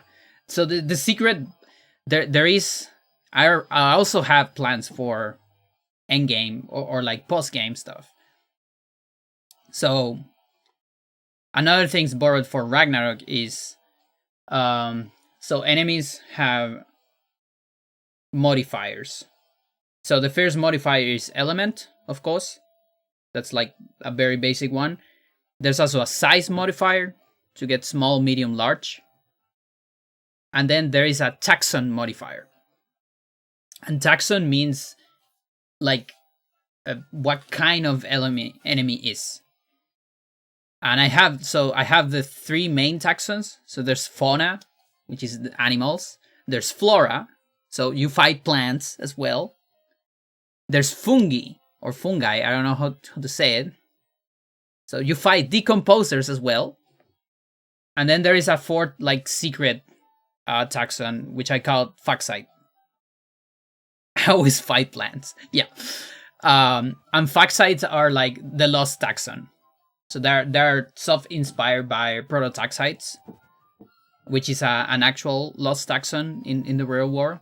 Very, very old living beings. I was gonna say creatures, but they're not creatures. They're very close to mushrooms. But I'm pretty sure scientists haven't concluded yet that they are actually mushrooms. Some people think they're a lost taxon, just related to mushrooms and lichens and stuff, but not exactly mushrooms.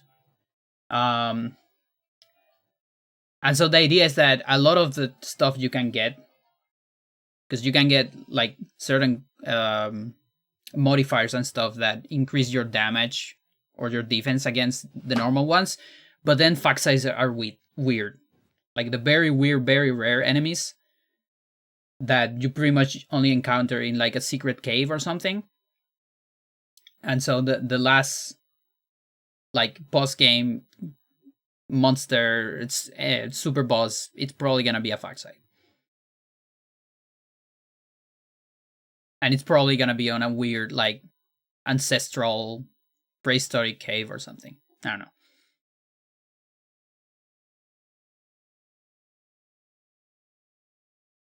So yeah, I've been having a lot of fun with this.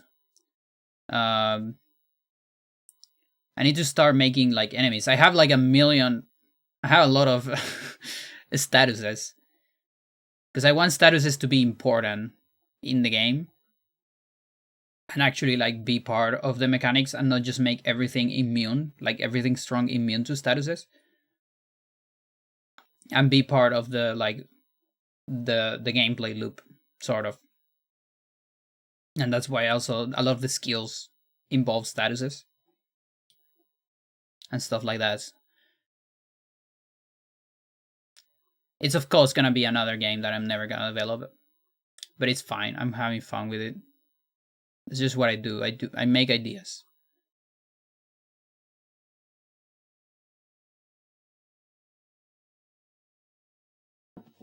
All right, chat.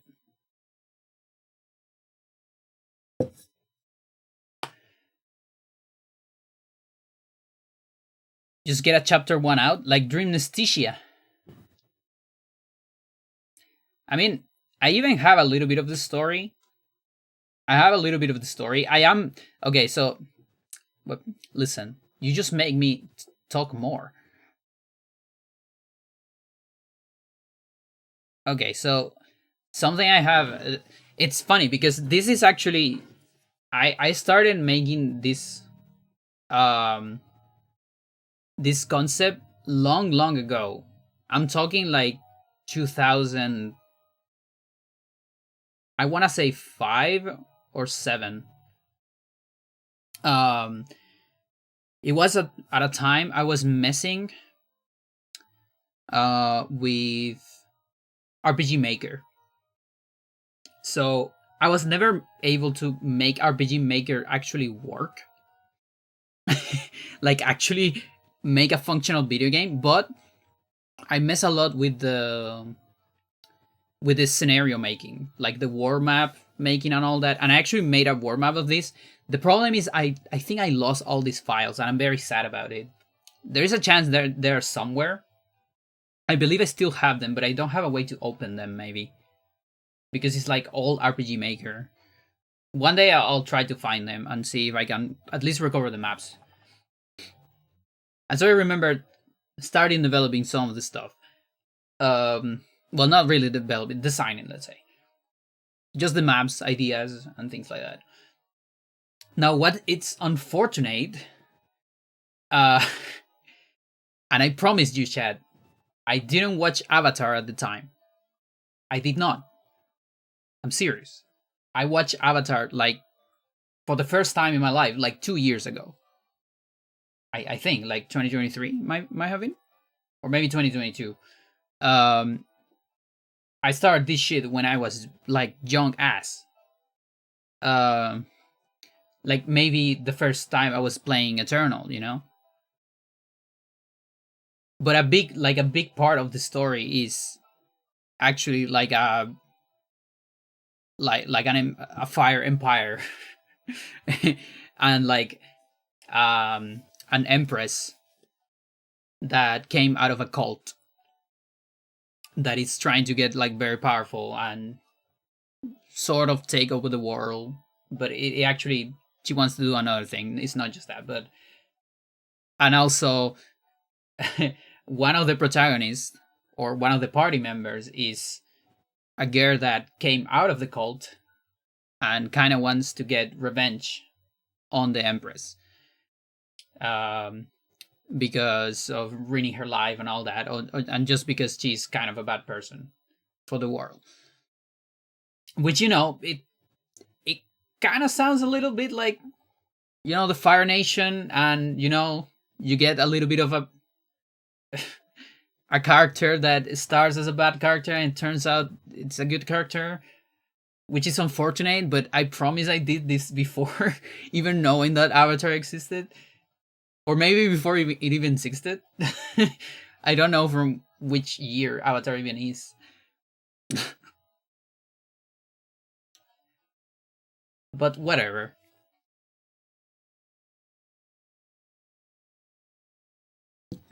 It is what it is. You're making so many excuses. I'm sorry, dude. I promise, dude. I fucking promise.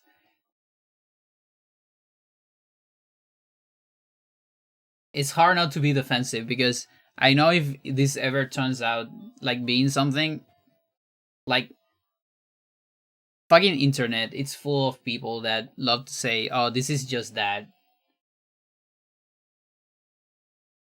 It's full of that, and because I'm an artist, I consider myself an artist because I invented many a shit. Like I compose a lot of songs and stuff. And it is incredible the amount of times two people come up with the same idea without being aware of each other. I also know there is like suggestive stuff, like sometimes you actually kind of hear a song and you forget about it. But I swear I had no idea about Avatar. I knew nothing about it. And it has happened to me with other stories as well and stuff. I mean, I started the development of Dream Anesthesia way before what's the name of this game? Oh dude, this RPG kind of Earthbound like that has like an emotion system which is like it's like hand drawing. What's the name of that game?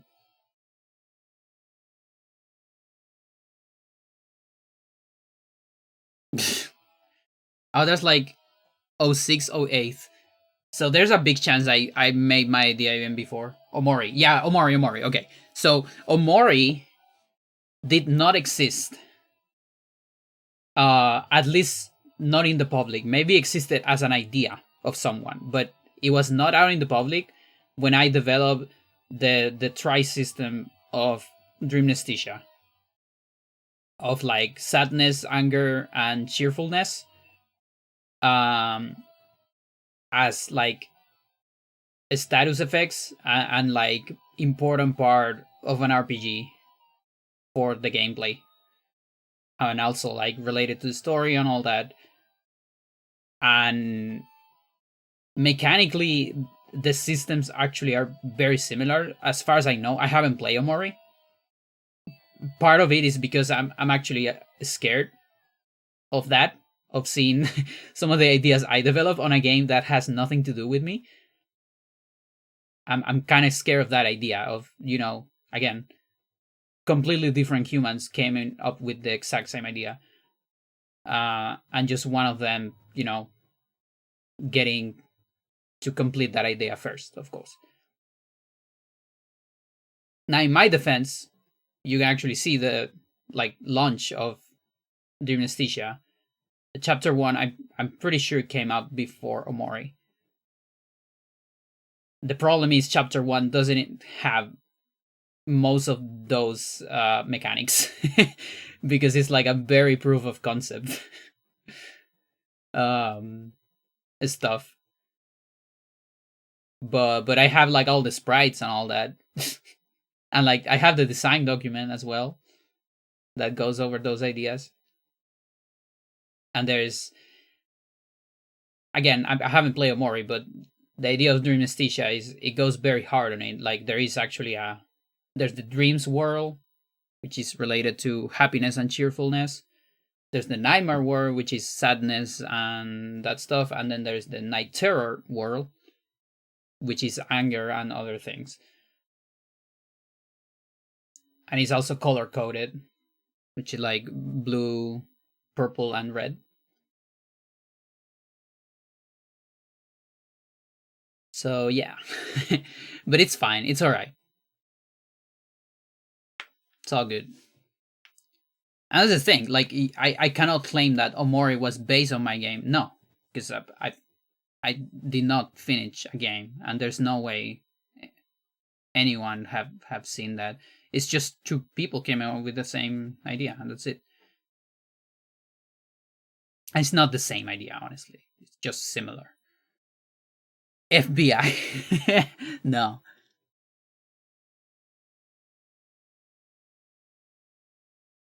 We also have like codes. That's the other thing in music, for instance. Because we have ways. Not everyone makes a wacky album like Bichos Dichos, right?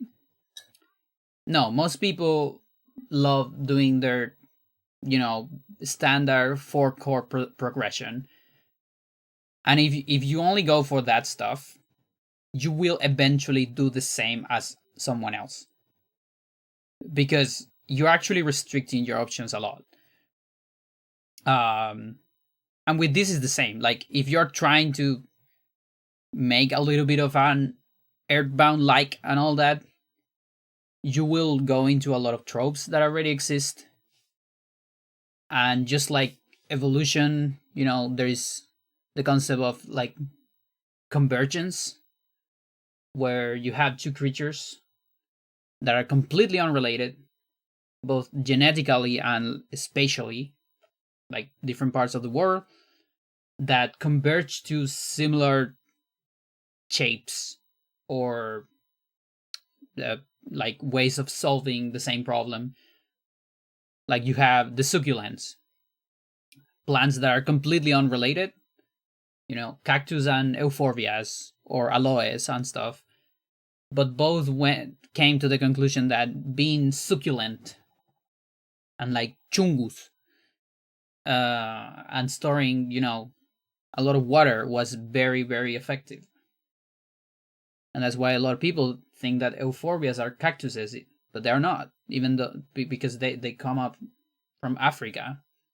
And cactuses are from America. They're completely different, but they look almost the same in some cases. So that's the thing. So Omori is a cactus and Dream Anesthesia is an euphorbia. That's about it. Avatar is a cactus, and Untitled RPG made by Pandora is it's an euphorbia. Plantio.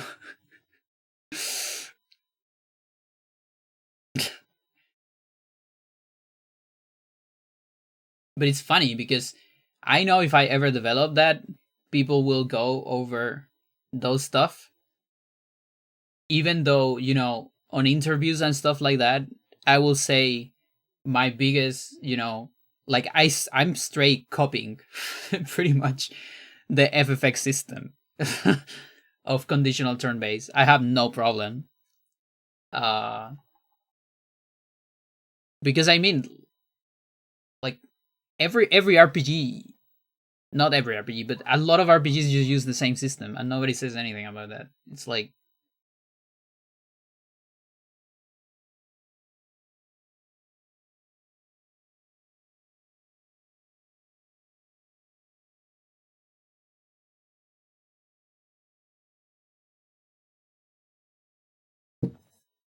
it's fine. It's tropes. We walk over giants' shoulders and all that. It's fungus. It's faxite, chat. Now that's a completely new word I made up. Pandora TM taxon, lost taxon. And I made it up like that because I want all of the taxons to start with F. So you have fauna, flora, fungi, and faxite. It's cool.